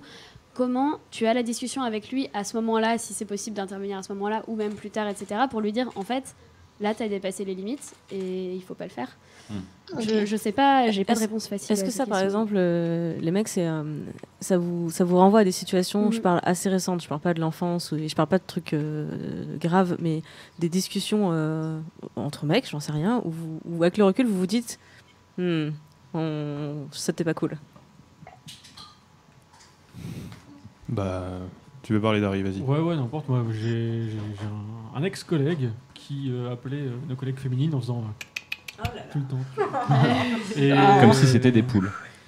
Comme si c'était des chèvres, en fait. C'est ce que je lui ai dit dans le couloir. Tu vois, je lui ai fait, mais c'est notre collègue, c'est pas une chèvre. Tu vois. Et à force de lui dire 3-4 fois, il y a un moment, t'as juste envie de l'emplafonner dans un mur. Quoi, parce que même moi, tu m'appelles comme ça me fait chier. Donc, qu'une collègue, en plus, je sais pas si ça lui faisait quelque chose ou pas, tu vois, peut-être qu'elle s'en foutait totalement, mais même de mon point de vue, moi, c'était relou. Je lui ai dit 3-4 fois, il a pas arrêté. Après, tu vois, on se sent un peu impuissant, en fait. Je vais pas le taper parce qu'il... Ouais, mais peut-être qu'il faudrait... il y a peut-être une solution à lancer le dialogue un peu plus loin que « Hey mec, arrête de faire ça ». Parce que je crois que c'est une mécanique assez logique, en fait, assez naturelle. C'est que si tu prends quelqu'un et que tu lui mets le nez dans sa merde en disant « c'est pas bien », on n'est pas des chiots, donc ça va pas nous apprendre la vie. On va au contraire se mettre en défensive et dire ta mère la chienne, attends, je fais ce que je veux, tu vois. Ou ton père le chien. Donc à ce compte-là, un conseil que peut-être discuter plus, en exactement. fait. Éduquer. Justement, à ce compte-là, un conseil que je peux vous donner, c'est ça marche très très bien. Pourquoi tu fais ça? Pourquoi tu pourquoi t'as dit ça? J'ai pas compris la blague. Pourquoi c'est drôle? C'est pas du tout agressif. Alors faut pas le faire en passif-agressif. Pourquoi tu dis ça? Parce que ça, encore une fois, ça casse l'intention qui est juste de forcer la personne à réfléchir. Parce qu'effectivement, je pense que pour plein de comportements, encore une fois, acquis de l'éducation, acquis de la socialisation, j'arrive, je fais une blague un peu beauf, c'est bon, ça brise la glace, tu vois, allez, tout le monde rigole. Et en fait, ce qu'on essaie de changer, c'est ça. Donc que quelqu'un vienne à table dire pourquoi tu dis ça? Et juste amener la personne à réfléchir à son propre comportement, et ça fait naître une discussion plutôt qu'un débat ou une dispute qui effectivement risque de braquer tout le monde. De braquer tout le monde, effectivement. Diane, est-ce que ça répond à ta remarque? Oui, ça répond très bien à mes questions. Top. Eh ben écoute, merci beaucoup d'être passé ici. Merci beaucoup pour ton intervention. Oui, vous êtes super. Non, toi d'abord. Non, c'est toi. Non, toi d'abord. C'est vous largement plus. Non, j'avoue, on est super. On verra ça plus tard. Merci beaucoup, Diane. À très vite. Bisous. Et puis tu restes avec nous toute la nuit. Ouais. Avec plaisir. Ciao. Salut. Il y a quelqu'un qui nous a été beaucoup demandé. C'est Yuffie. Et je vais voir si Yuffie est dispo. Et je pense que c'est bon. Ah, allô Yuffie? Coucou, c'est Yuffie. Comment ça Salut. va Salut, J'ai bonjour. envie de dire bonjour. Comment vas-tu? Alors, ah oui. bien, enfin, Vas-y.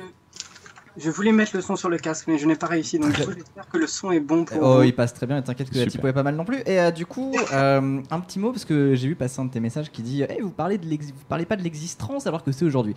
Si, alors je crois savoir qu'on a des gens qui sont sur le terrain. Je ne l'ai pas dit comme ça, je l'ai dit à mesure de messages préventifs, juste au cas où il y aurait eu un oubli, c'est tout. Alors juste, on va faire 2 minutes sur l'existence, mais on va en parler plus tard dans la soirée, vu qu'il y a des personnes qui sont à l'existence aujourd'hui et qui vont revenir avec nous tout à l'heure. Est-ce que tu peux expliquer en 2 mots ce que c'est? Oui, bah, l'existence, c'est c'est un petit peu l'équivalent de la Pride en fait, sans le côté festif, juste avec un côté de revendication, en mode les personnes transidentitaires existent et puis on aimerait bien avoir des droits quoi. Globalement, c'est un petit peu éventuellement, c'est possible. Ok, bah on en reparlera et n'hésite pas à ce moment-là à réintervenir avec grand plaisir. Est-ce que tu avais une question ou une remarque en particulier?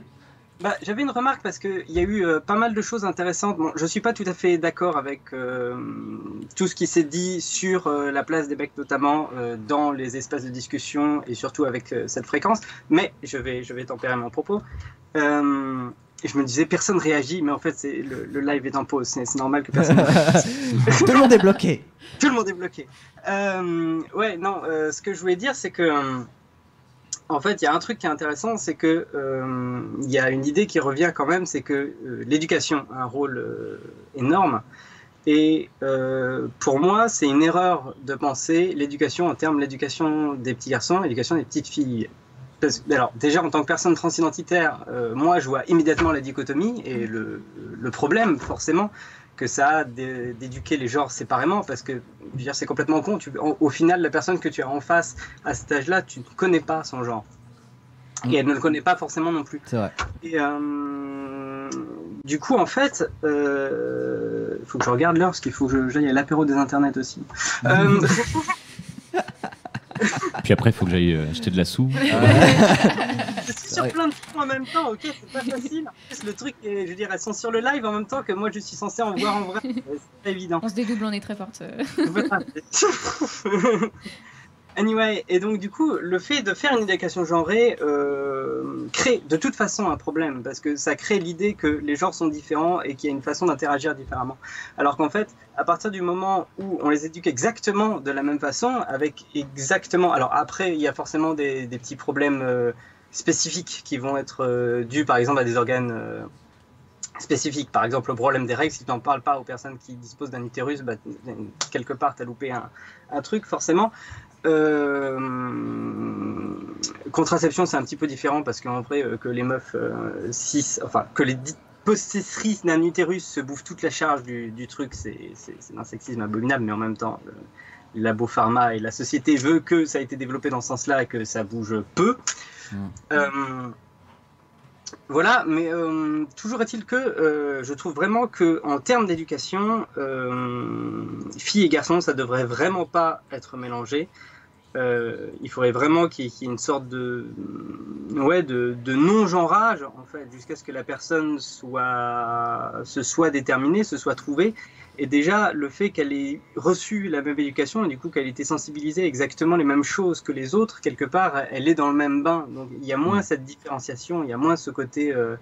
voilà, en sachant que, bon, on va pas se mentir, les hormones à la puberté vont jouer un rôle et vont créer une différenciation des comportements. Ça, je veux dire, c'est toute personne qui a transitionné hormonalement le sait, mais je veux dire, être sous un mix de testostérone à l'adolescence ou être sous un mix d'oestrogène, c'est pas tout à fait le même délire dans le comportement. Et c'est sûr qu'il faut anticiper ça aussi. Et c'est sûr que le côté les garçons ils sont plus agressifs, là c'est la société. Il n'y a pas que ça. Malheureusement, on reste des machines chimiques et chimiquement. La testostérone prédispose à un petit peu ce côté plus, on va dire, brusque. Ça n'excuse rien. Ça peut se contrôler, ça se contrôle via l'éducation, mais je veux dire, il y a quand même des réalités physiologiques qui sont là. Qui sont prédéterministes. Pas prédéterministes, mais qui vont jouer en fait. Il faut jamais, pour moi, il faut jamais penser les choses en termes d'inné ou d'acquis.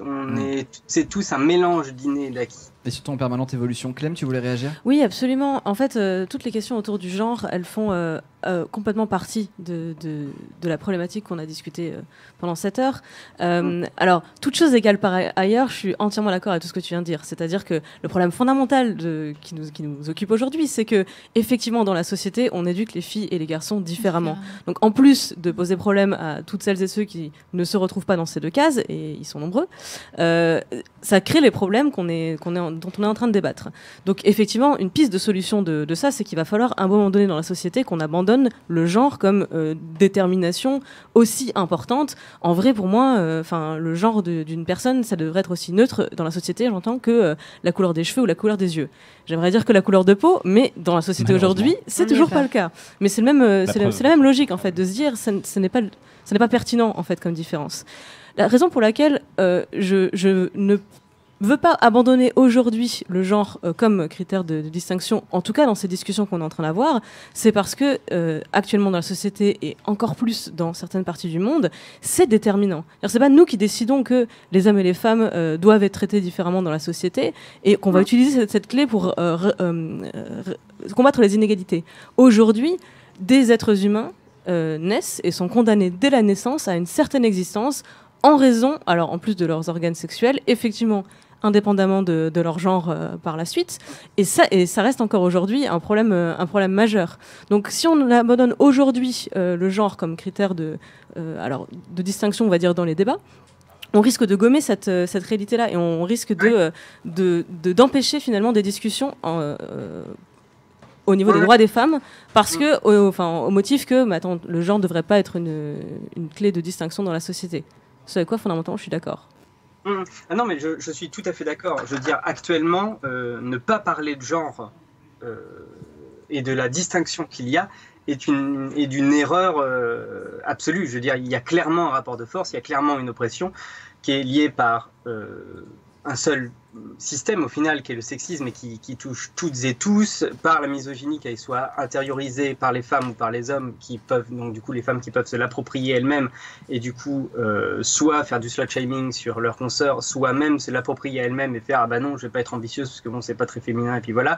Donc c'est sûr qu'aujourd'hui on ne peut pas faire l'impasse sur le genre, c'est vraiment quelque chose qu'on ne peut pas et je voulais juste rebondir sur un petit truc parce que c'est vrai qu'au final on a, comme disait Thomas tout à l'heure, il y a eu pas franchement dans le débat vraiment de concentration au final sur ce qui, moi, m'a vraiment choqué sur le MeToo et sur le Balance ton port, c'est que on a quand même énormément de réactions, je devrais être habitué pourtant, mais on a encore quand même énormément de réactions, genre de mecs qui ne vont pas comprendre et qui vont, au-delà de l'incompréhension, se braquer tout de suite en nous traitant de menteuses déjà, en disant qu'on invente tout, en disant que on fait ça pour le pognon éventuellement, et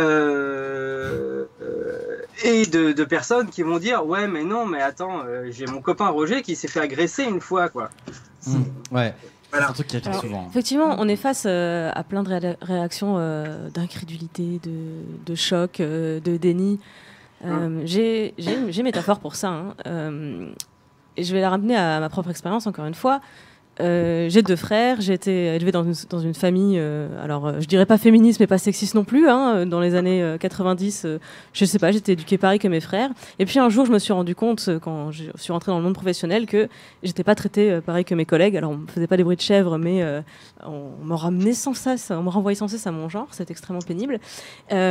Toujours est-il que je me suis rendu compte que on m'avait vendu un monde égalitaire et c'était pas le cas. C'est le moment où tu te... Pardon. Il s'est passé quelque chose de très violent pour moi à ce moment-là, c'est que j'ai dû faire le deuil du monde dans lequel je pensais vivre.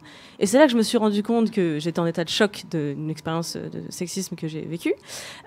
Jusque-là, j'avais été dans le déni, à savoir, non mais c'est pas parce que je suis une femme, c'est parce que je suis jeune, c'est parce que j'ai pas d'expérience, c'est parce qu'il était mal luné, c'est sans doute ma tenue ou ma faute, etc., etc. Et donc je suis passée par toutes les phases, toutes les étapes du deuil. Et ce qui se passe aujourd'hui avec, je pense, beaucoup de mecs, c'est à peu près la même chose, dans le sens où, oui, on est face à du déni, on est face à du choc, on est face à de la colère, je pense, pour certains, de se rendre compte que, mais ouais, leur mère, leur sœur, les femmes qui connaissent, tous ceux qui m'envoient des mails pour dire « je comprends pas, mon amie m'a dit qu'elle a été victime, mais elle veut pas me dire qui c'est, alors que je veux vraiment lui défoncer sa gueule, je comprends pas qu'elle me dise pas qui c'est », là c'est de la colère qui s'exprime.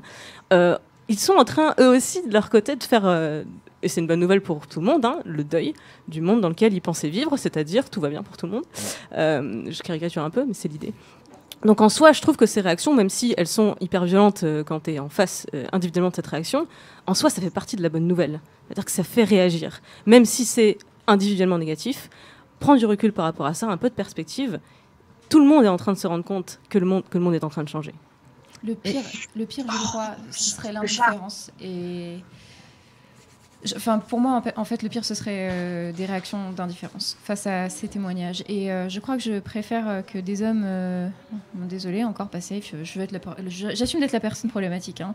Je crois que je préfère que des hommes viennent exprimer ce premier ressenti qui est de je comprends pas en fait ce que tu es en train de me dire. Ça n'existe pas dans ma réalité à moi, donc ça ne peut pas exister tout court.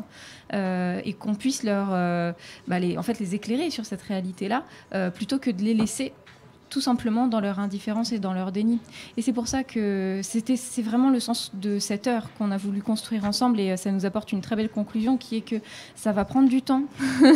Ça va prendre du temps, mais il faut voir déjà le temps qu'on a mis pour acquérir des droits en tant que femme. Ça prend du temps et on le sait, ça va prendre peut-être des dizaines d'années, mais en fait là on est en train d'ouvrir un truc, on est en train d'ouvrir une voie. Et moi j'ai beaucoup d'espoir sur ce qui, même si c'est dur, même si on est dans cette situation vraiment inconfortable et désagréable, je pense qu'on va dans le bon sens et c'est ça qui est important. Moi, je voudrais juste rajouter un truc aussi. Ça rejoint vraiment ce qu'a dit Clem, et en fait, on a le même parcours. Moi aussi, j'ai été élevée avec des grands frères et l'idée que j'allais être pareil qu'un garçon, pas de problème. Et en fait, tu as un moment où, enfin, moi, en tout cas, c'est ce qui m'est arrivé, c'est ce que tu décris, où tu découvres que tu es une femme, non seulement en termes de genre, mais tu es une femme politiquement, en fait. C'est-à-dire que tu t'inscris dans un système avec certaines choses et que tout va te renvoyer à cette identité-là, et qu'en fait, tu n'es pas dans l'autodétermination. Il y a une orientation qui est politique, en fait. Et de la même manière que je pense que c'est ce que découvrent, effectivement, c'est ce que vous disiez, c'est ce que découvrent tous ces mecs, en fait. Et c'est ce que signifie le not all men, etc. C'est une façon de dire, attends, mais moi, en tant qu'individu, je suis un mec, mais ça ressemble pas à ça. Mais c'est en tant qu'identité politique que tu es inclus là-dedans. Et qu'il faut voir comment tu te... Enfin, comment chaque mec se débat avec ça, quoi. Et en fait, c'est ça qui est terrible, c'est que l'identité de genre, elle est politique, qu'on le veuille ou non. Elle est prise dans un système qui est problématique. Merci. Merci beaucoup, Yuffie. Trop bien que tu sois passé. Et voilà. On va parler de... Une belle conclusion. Il y a quelqu'un qui était à l'Existence qui va venir dans quelques minutes, mais je n'en dis pas plus. Ah oui, pardon, vous êtes beaucoup aussi à demander, mais qu'est-ce qu'il faut, Usul? Il ne veut pas venir à 18h. Ah oui, alors l'ironie du sort fait qu'on devait faire 1 heure sur les trains. Et Usul a raté son train. Voilà, la vie est faite de petits plaisirs comme ça. Bien, merci beaucoup, Yuffie, en tout cas. Super, c'était vraiment cool que tu viennes, et tu reviens quand tu veux, évidemment, toute la nuit avec toi. Grand plaisir. À la prochaine. Bisous. On n'a plus de nouvelles. Ok, on va prendre encore 1 ou 2 questions, puis après j'aimerais qu'on parle de l'existence. On dépasse de ouf, je croyais Encore une fois, Usul n'est pas là, donc son heure est... ok, d'accord. Si ça t'arrange, écoute. Oui, carrément. Et puis, je sais pas si on va avoir des choses à dire sur le sujet pendant si longtemps. Bah si. Non, c'était ma blague. En fait, c'était du second degré. Mais merci, Lucien. Tu veux expliquer ma blague aussi? Vas-y. Alors, sa blague, c'était évidemment... C'est une antiphrase. Utilise le mot antiphrase. Maureen qui appelle. Salut. Pardon, ok. Allô? Maureen. Non, c'est pas ça. Pascal qui est avec nous. Est-ce que c'est Pascal? Allô, Pascal? C'est Pascal ou Pascal? Oui, Pascal oui, c'est pas Pascal, je sais, mais c'est Pascaline. Je commence parce que comme je ne sais pas si tu veux dire ton prénom ou pas, est-ce que tu veux être anonyme ou pas, on a décidé de prendre des prénoms génériques. Tu vois, Maureen, Pascal. Alors, est-ce que tu veux... Je préfère Clotilde du coup. Clotilde, enchantée Clotilde. Alors, est-ce que tu as une question, une remarque? Alors, en fait, je voulais parler. moi, ça fait à peu près 6 ans que je vis et je travaille en Écosse. Et, dans quel coin? Alors, vous ne connaisserez pas, j'habite à Kinlochleven. Comment ça se prononce en vrai? C'est vers quel coin? T'es plus entre Aberdeen, Inverness? Est-ce que tu connais Non, alors c'est 2h30 au nord de Glasgow. Donc, mais au nord-nord, ou est-ce que tu passes au nord-nord, ouais, dans les Highlands. Quand tu passes par l'île de Skye ou pas? En voiture. Voilà, côté non, ouest. Je suis pas loin, je suis pas loin de l'île de Skye. D'accord, je vois très bien. Si, ok. Ça a intéressé Thomas. En fait, c'est assez étrange, mais en fait, en Écosse, il n'y a pas vraiment de harcèlement dans la rue ou même au travail. C'est quelque chose qui n'existe pas. Mais c'est parce que les hommes portent des jupes, en fait. Je pense que c'est la base. C'est que si seulement c'était si simple. On ne se moque pas des gens qui portent des... Mais non, mais justement, je m'en moque pas, justement. Mais non, mais c'est assez impressionnant. Quand je reviens en France, je me prends cette baffe. Ah oui, ah merde, je suis en France en fait. Ah d'accord, je me souviens maintenant de commencer. Et en fait, on parlait de l'école et du collège et du lycée et tout ça. Et en fait, le gouvernement écossais en fait fait beaucoup de choses du côté du sexisme, du harcèlement et des différences de genre aussi. Et en fait, j'aimerais bien dire qu'en fait, c'est un truc qui se prend sur plusieurs fronts. On peut pas juste dire l'école, elle fait ça. Et ce sera génial et ce sera magique. Il faut que le gouvernement fasse sur tous les fronts, que ça fasse au travail, dans les tribunaux, à l'école primaire et tout ça. Et moi, je vois le résultat dans mes classes avec des gamins de 11 ans qui se lèvent pour dire « Ah non, mais là, ce que tu as dit, c'est sexiste ». Et soudain, on a un débat à la version originale dans la classe avec des gamins de 11 ans. Yes. Ah ouais. Bon, bah venez, on déménage en Écosse. T'es en train de nous dire que c'est possible. Oui, c'est possible. J'ai eu des gamins de 12-13 ans qui étaient dans la classe en mode ah mais c'est un couple gay dans l'article. Et puis oui, c'est un couple gay. Ah mais comment ça se fait? Bah ils ont adopté, c'est pas grave. Ou alors ils ont fait de la PMA. Bien, d'accord. Et ouais, non mais voilà, on a... Voilà, parce que, mais en même temps, à 11 ans, ils ont des cours d'éducation sexuelle qui concernent aussi les transgenres, les bisexuels, les asexuels, les aromantiques. Du coup, ils sont... À 11 ans, t'as dit à 11 ans. C'est l'équivalent de la 6e pour nous, c'est ça? 6e, ouais, voilà, à peu près. En 6e, ils ont une espèce de cours. Bon, ça parle pas forcément de toutes les relations sexuelles, n'est-ce pas? Mais ça parle de relations. Et ça, je crois qu'en France, on n'a pas. Genre, qu'est-ce que c'est une relation abusive?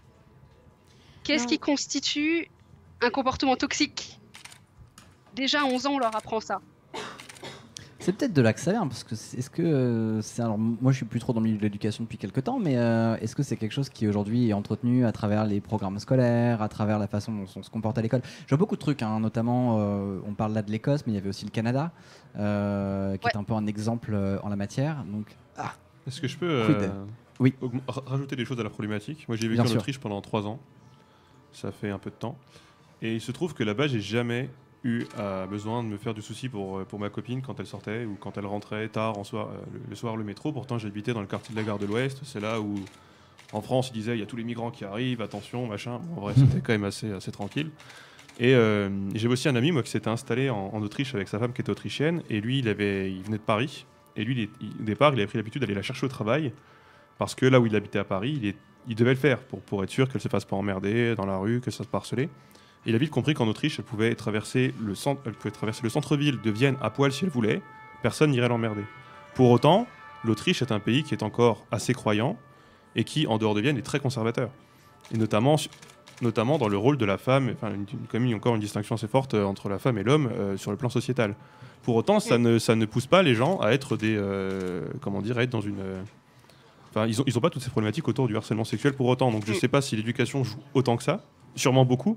Mais j'ai bien envie quand même de distinguer deux problèmes, c'est-à-dire que l'école et comment les gens interagissent de l'autre côté, quoi. Il y a quand même deux choses, selon moi, qui se connectent, effectivement.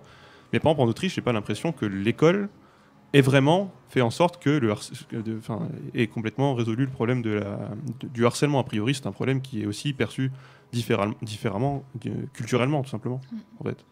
Oui, il y a beaucoup de problèmes, il y a beaucoup de différences avec la culture. Par exemple, je me suis rendu compte, il y a 1 ou 2 ans, on avait eu le débat en France sur les violences gynécologiques et tout ça. Et j'ai des amis donc écossais qui apprennent le français et du coup, ils suivent des pages d'informations françaises. Et ils étaient venus me voir en mode... Je comprends pas c'est quoi le débat. C'est quoi l'épisiotomie? Voilà. Et puis je leur explique, je leur dis il y a des médecins qui pensent que il faut faire tout ça sans forcément demander à la femme. Et eux ne comprenaient pas en quoi c'était un débat. Pour eux, ça ne peut pas exister. Le médecin, il doit demander avant. Puis moi, j'essayais d'expliquer, oui, mais il y a des gens qui pensent que, en fait, non. Et les Écossais étaient très choqués par ce genre de débat. Alors, mais moi, ce que je ne piche pas, c'est comment est-ce que c'est quelque chose qui est parfaitement naturel et acquis et vraiment une évidence, quoi. Comme qu'est-ce qu'on a en France qui est pareil. Tu fais pas une raclette sans fromage raclette, je sais pas, tu vois un truc comme ça. Mais en juillet, j'aurais dit plutôt. Non, il y a pas de jour pour la raclette. Mais comment ça se fait qu'en Écosse ce soit aussi bien intégré et qu'en France on soit à la masse là-dessus? La cornemuse. Le haggis. Non. C'est vrai qu'ils peuvent pas être C'est une question rhétorique ou tu veux qu'on réponde? Mais je vais laisser Lucien vous rebondir. C'est une piste, j'ai pas une réponse. Mais je crois que c'est une question de culture anglo-saxonne et par opposition à une culture latine, je crois.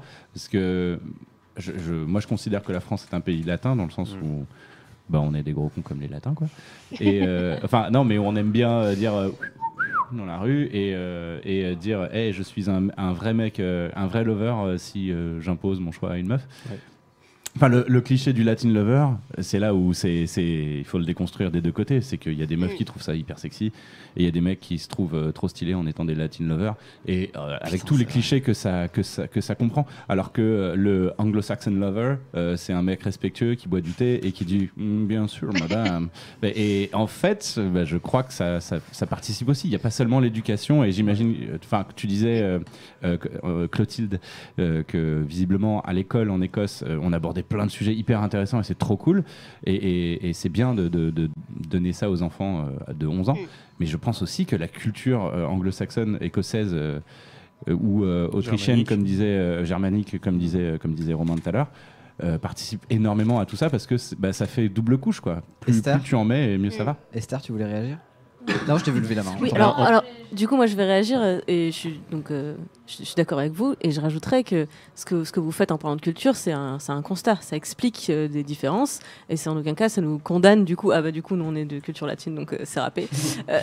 Non, justement, ce qui est intéressant, c'est de faire le bon constat et de se dire, ok, alors à l'avenir, au lieu de se dire, c'est comme ça, on a toujours fait comme ça, on interroge nos comportements et on décide d'en changer, effectivement, par les outils qui sont à notre disposition, par l'éducation, par l'école et par la socialisation. Et on revient à ce qu'on disait tout à l'heure, concrètement, ça veut dire au quotidien, interroger ses propres comportements, interroger ceux des autres. Pourquoi tu dis ça? Pourquoi tu as fait ça? Et de sortir comme ça d'automatismes qu'on a chopés, effectivement, par notre culture. Merci beaucoup Clotilde d'être passée. Envoie donc un mail à esther@mademoiselle.com s'il te plaît, Clotilde. S'il te plaît, merci beaucoup. Et invite-nous en Écosse. J'ai plein de questions à te poser, fais-le vraiment, s'il te plaît. Alors attendez, c'est quoi l'email? Esther, mon prénom, ESTHER, STHER, mademoiselle.com. Avec un Z. Okay. Comme le site. C'est un magazine. Comme le site. Et sinon, Clotilde, rappelle-moi, tu habites à côté du rond-point avec le pub là parce que Thomas n'était pas sûr d'avoir l'exacte localisation. Côté ferroviaire, Thomas. C'est peut-être Dromna-Droche. Oui. Il connaît pas du tout. On des noms autrichiens tout à l'heure. C'est trop beau par là. Vous avez des petites montagnes, c'est pas dégueulasse. C'est là où il y a Outlander là. Ouais, c'est là. À côté. Voilà. Allez, merci beaucoup Clotilde d'être passée. À très vite. Ciao, salut.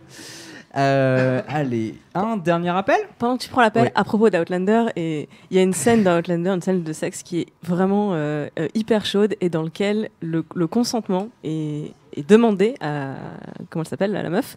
Et l'héroïne. Ouais. Et je pense que c'est la première fois que je voyais dans une série une scène comme ça qui était à la fois un peu super sexy cliché, c'est-à-dire que vraiment brutal. Bref, ouais, voilà. Enfin. C'est un Écossais, un guerrier écossais. Donc, et en même temps, il y avait cette demande de consentement dans le jeu. C'était parfait, quoi. Bon, je vais la regarder. Alors, vous savez quoi? Savoir comment faire. Je me suis servi de Maureen en prénom générique. Et là, apparemment, on a la bonne, on a la vraie, on a l'authentique. C'est Maureen d'or. Est-ce que tu nous entends? Allô? Mais non, il nous entend pas, dis donc. Maureen. Allô? Je crois que ton micro est mal configuré. Damn. Écoute, c'était pas très grave. Je crois que t'as un petit souci de micro. Est-ce que c'est moi? Je vérifie. Ah, il y a eu un POC. Oui, il y a eu un petit POC, on est d'accord. On est d'accord qu'il y a un Thomas qui a poqué.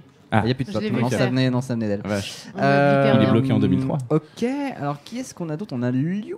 C'est 2007 en plus. Bonjour. Est-ce que tu nous... Voilà. On va rappeler. C'est un jeu de mots, j'ai honte. J'ai pas entendu le jeu de mots, figure-toi. J'ai dit... Elle a dit c'est Thomas qui a poké. Allô? Oui. Bonjour. Bonjour. Bonjour à tous. Comment est-ce que je t'appelle?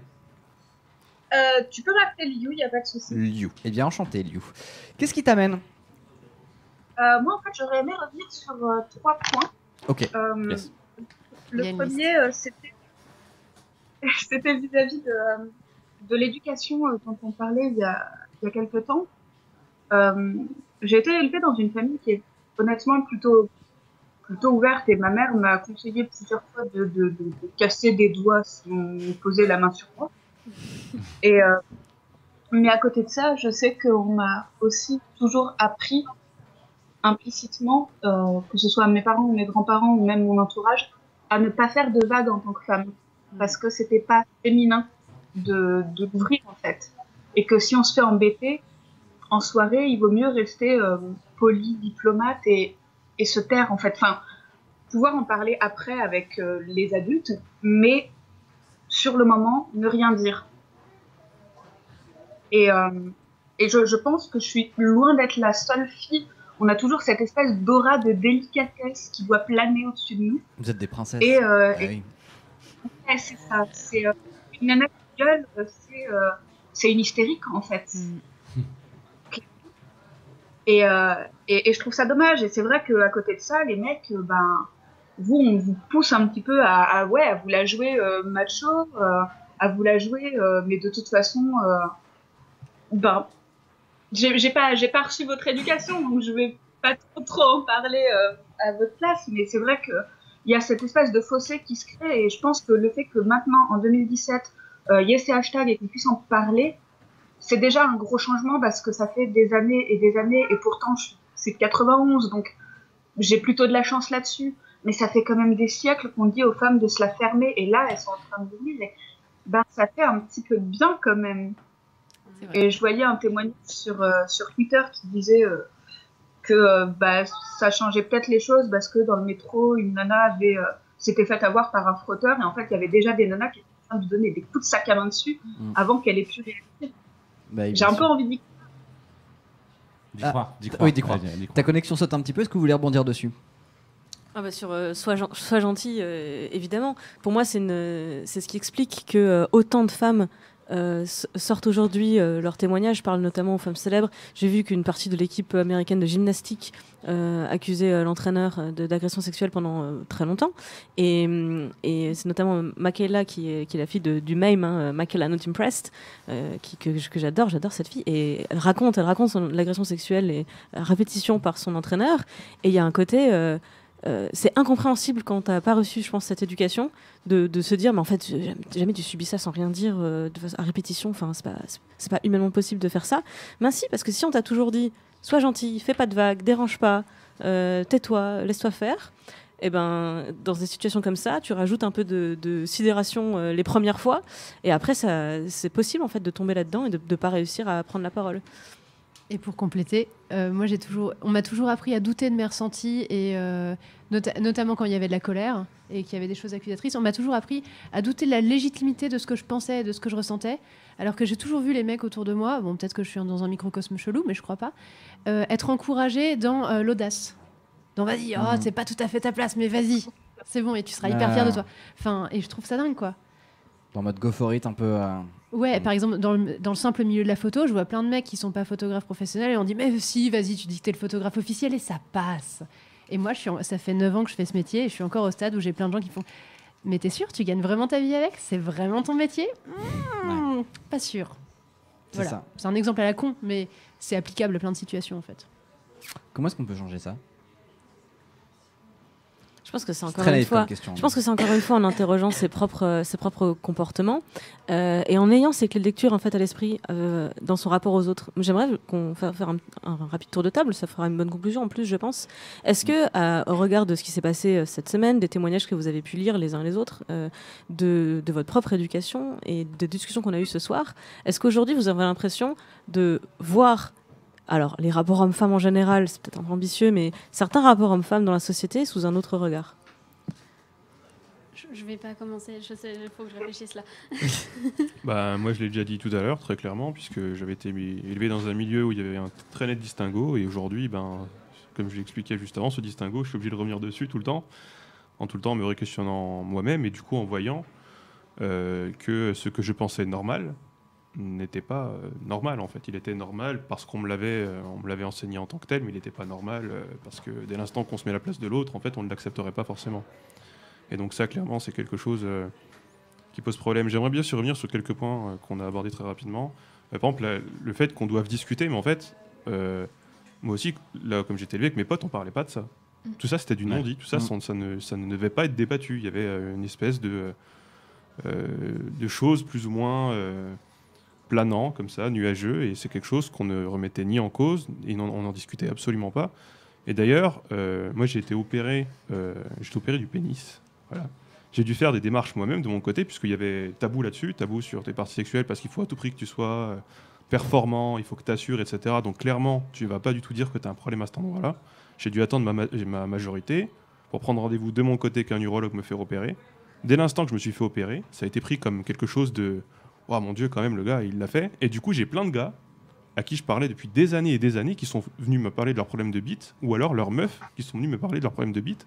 Parce qu'en fait, tout le monde en avait, et tout le monde faisait genre « Ouais, non, pas moi, moi je suis trop fort, je suis trop puissant ». Et en fait, tu te rends compte que dès l'instant que toi, t'as pris les devants parce que, pour une raison X ou Y, en fait, t'as tout le monde un peu qui sort du placard et qui assume en fait et qui viennent te dire bon, t'en parles pas, mais bon, c'est vrai que moi aussi, du coup, je me demande si c'est normal si je saigne quand j'ai des rapports, ce genre de choses. Et en fait, je fais mais non, jamais de la vie, va voir un docteur. Et en fait, c'est des choses qu'ils se refusent parce que ça fait ouais, mais du coup, on va penser que je suis pas un vrai mec et que du coup, je peux pas assurer, etc. Alors, si vous avez des problèmes de bite, et on va dire le mot, on n'a pas peur, on va même parler de tub, tu vois, bite, tub, on est dedans. À 1h du mat, 2h du mat, pardon, on va faire une libre antenne là-dessus, spéciale, parce qu'on parle beaucoup de thématiques comme ça, mais on parle rarement hein, de comment est-ce que la virilité aussi, l'injonction à la virilité, le masculinisme rentre plus insidieusement dans la vie de couple et que ça peut complexer des gens, quoi. Ça peut vraiment pourrir des relations parce que ça apporte son lot de stéréotypes et de trucs comme ça. Donc on en parle anonymement sur Skype tout à l'heure, 2h du mat, après Lucien Mène. On peut quand même spoiler en disant que c'est pas normal si la bite elle saigne à chaque voilà, fois. On peut quand même le dire. Oui, voilà, a priori c'est. Ça peut venir à l'hôpital, voilà. C'est gênant. Voilà, pardon, désolé, excuse-moi, Eliou, on a complètement digressé. Non, mais c'était juste pour. J'allais fermer la parenthèse. Okay. Voilà, c'est. Juste pour que ces points soient abordés, notamment les points de la discussion, c'est-à-dire qu'il faut discuter, c'est bien.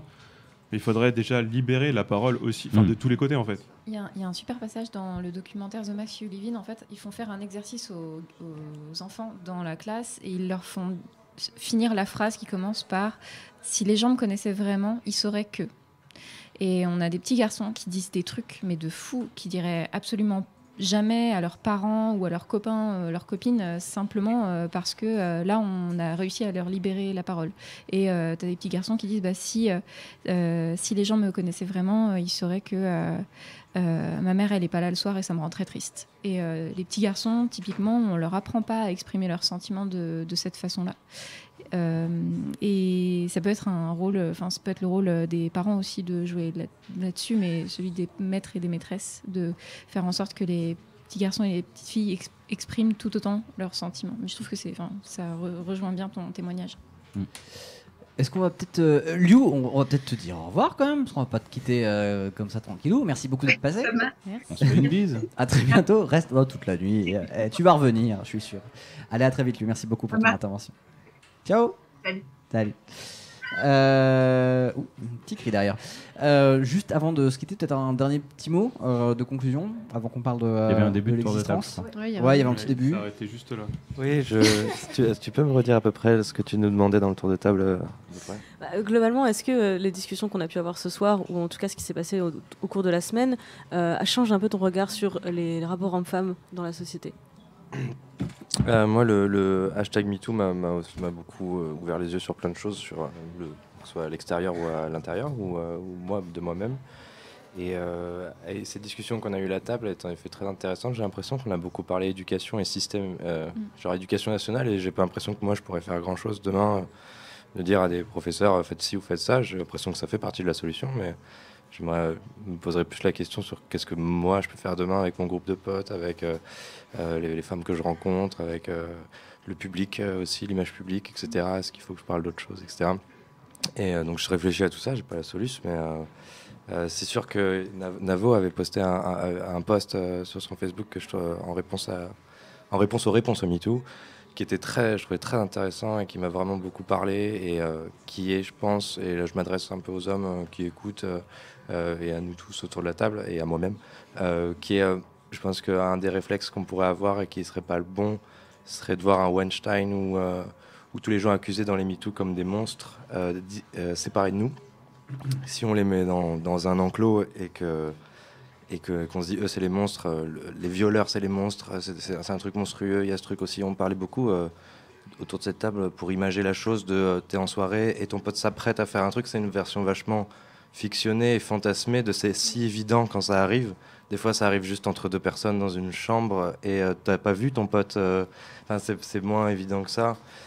Et Bref, tout ça pour dire que oui, si nous, en tout cas, entre mecs, on voit pas Weinstein comme un big monstre et plus comme genre une part de nous, il est un potentiel nous, et que c'est ses actes qui sont monstrueux, ses actions, ses choix, et que c'est pas son identité.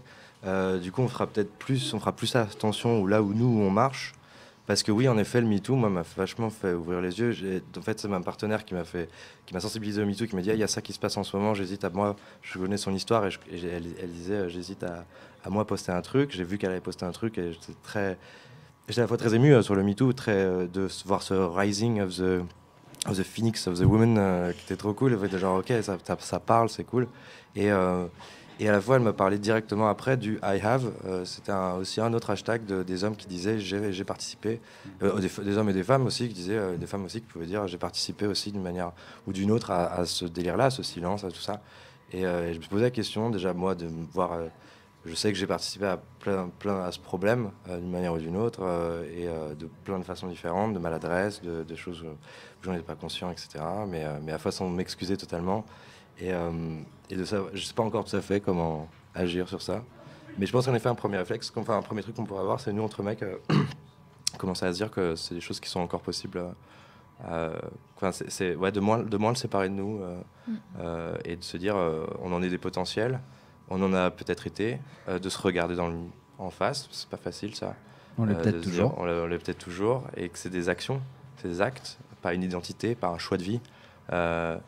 Et de faire gaffe où on marche, et en effet de voir les femmes et tout le monde comme des êtres humains et des poteaux, quoi, d'un même groupe. Bref, tout ça pour dire que mon ressenti en effet sur cette table ronde et sur le MeToo, beaucoup d'émotions et d'espoir sur voir des gens parler et enfin, etc. Et beaucoup d'admiration du courage que ça demande, etc. Et pas savoir où me foutre, moi, pas savoir quoi faire. Et toujours en réflexion de chercher quoi faire dans la vie de tous les jours, essayer quand il y a des je sais pas je sais pas, on est tous en train d'apprendre. Ouais. On continue. Peut-être faire un peu court si c'est possible. Avant le hashtag, je savais que j'avais pas mal d'amis filles qui avaient subi des trucs. Et après le hashtag, je me suis rendu compte que c'était vachement plus, qu'il y en avait que je connaissais pas aussi, et que c'était beaucoup plus systématique que ce que je croyais, et que ça touchait tout le monde, quoi. Il y a pas de limite. L'exception, c'est celles qui ont réussi à bien vivre sans se faire siffler dans la rue, harceler, toucher et autres. T'as eu du bol. Non, c'est pas. C'est normal. Hein. Elle a pas eu du bol, c'est normal en fait. Ouais, non, mais ça devrait être normal. Ouais. Mais tu fais bien de me reprendre là-dessus. Mais c'est l'impression que ça m'a donné. Tu vois.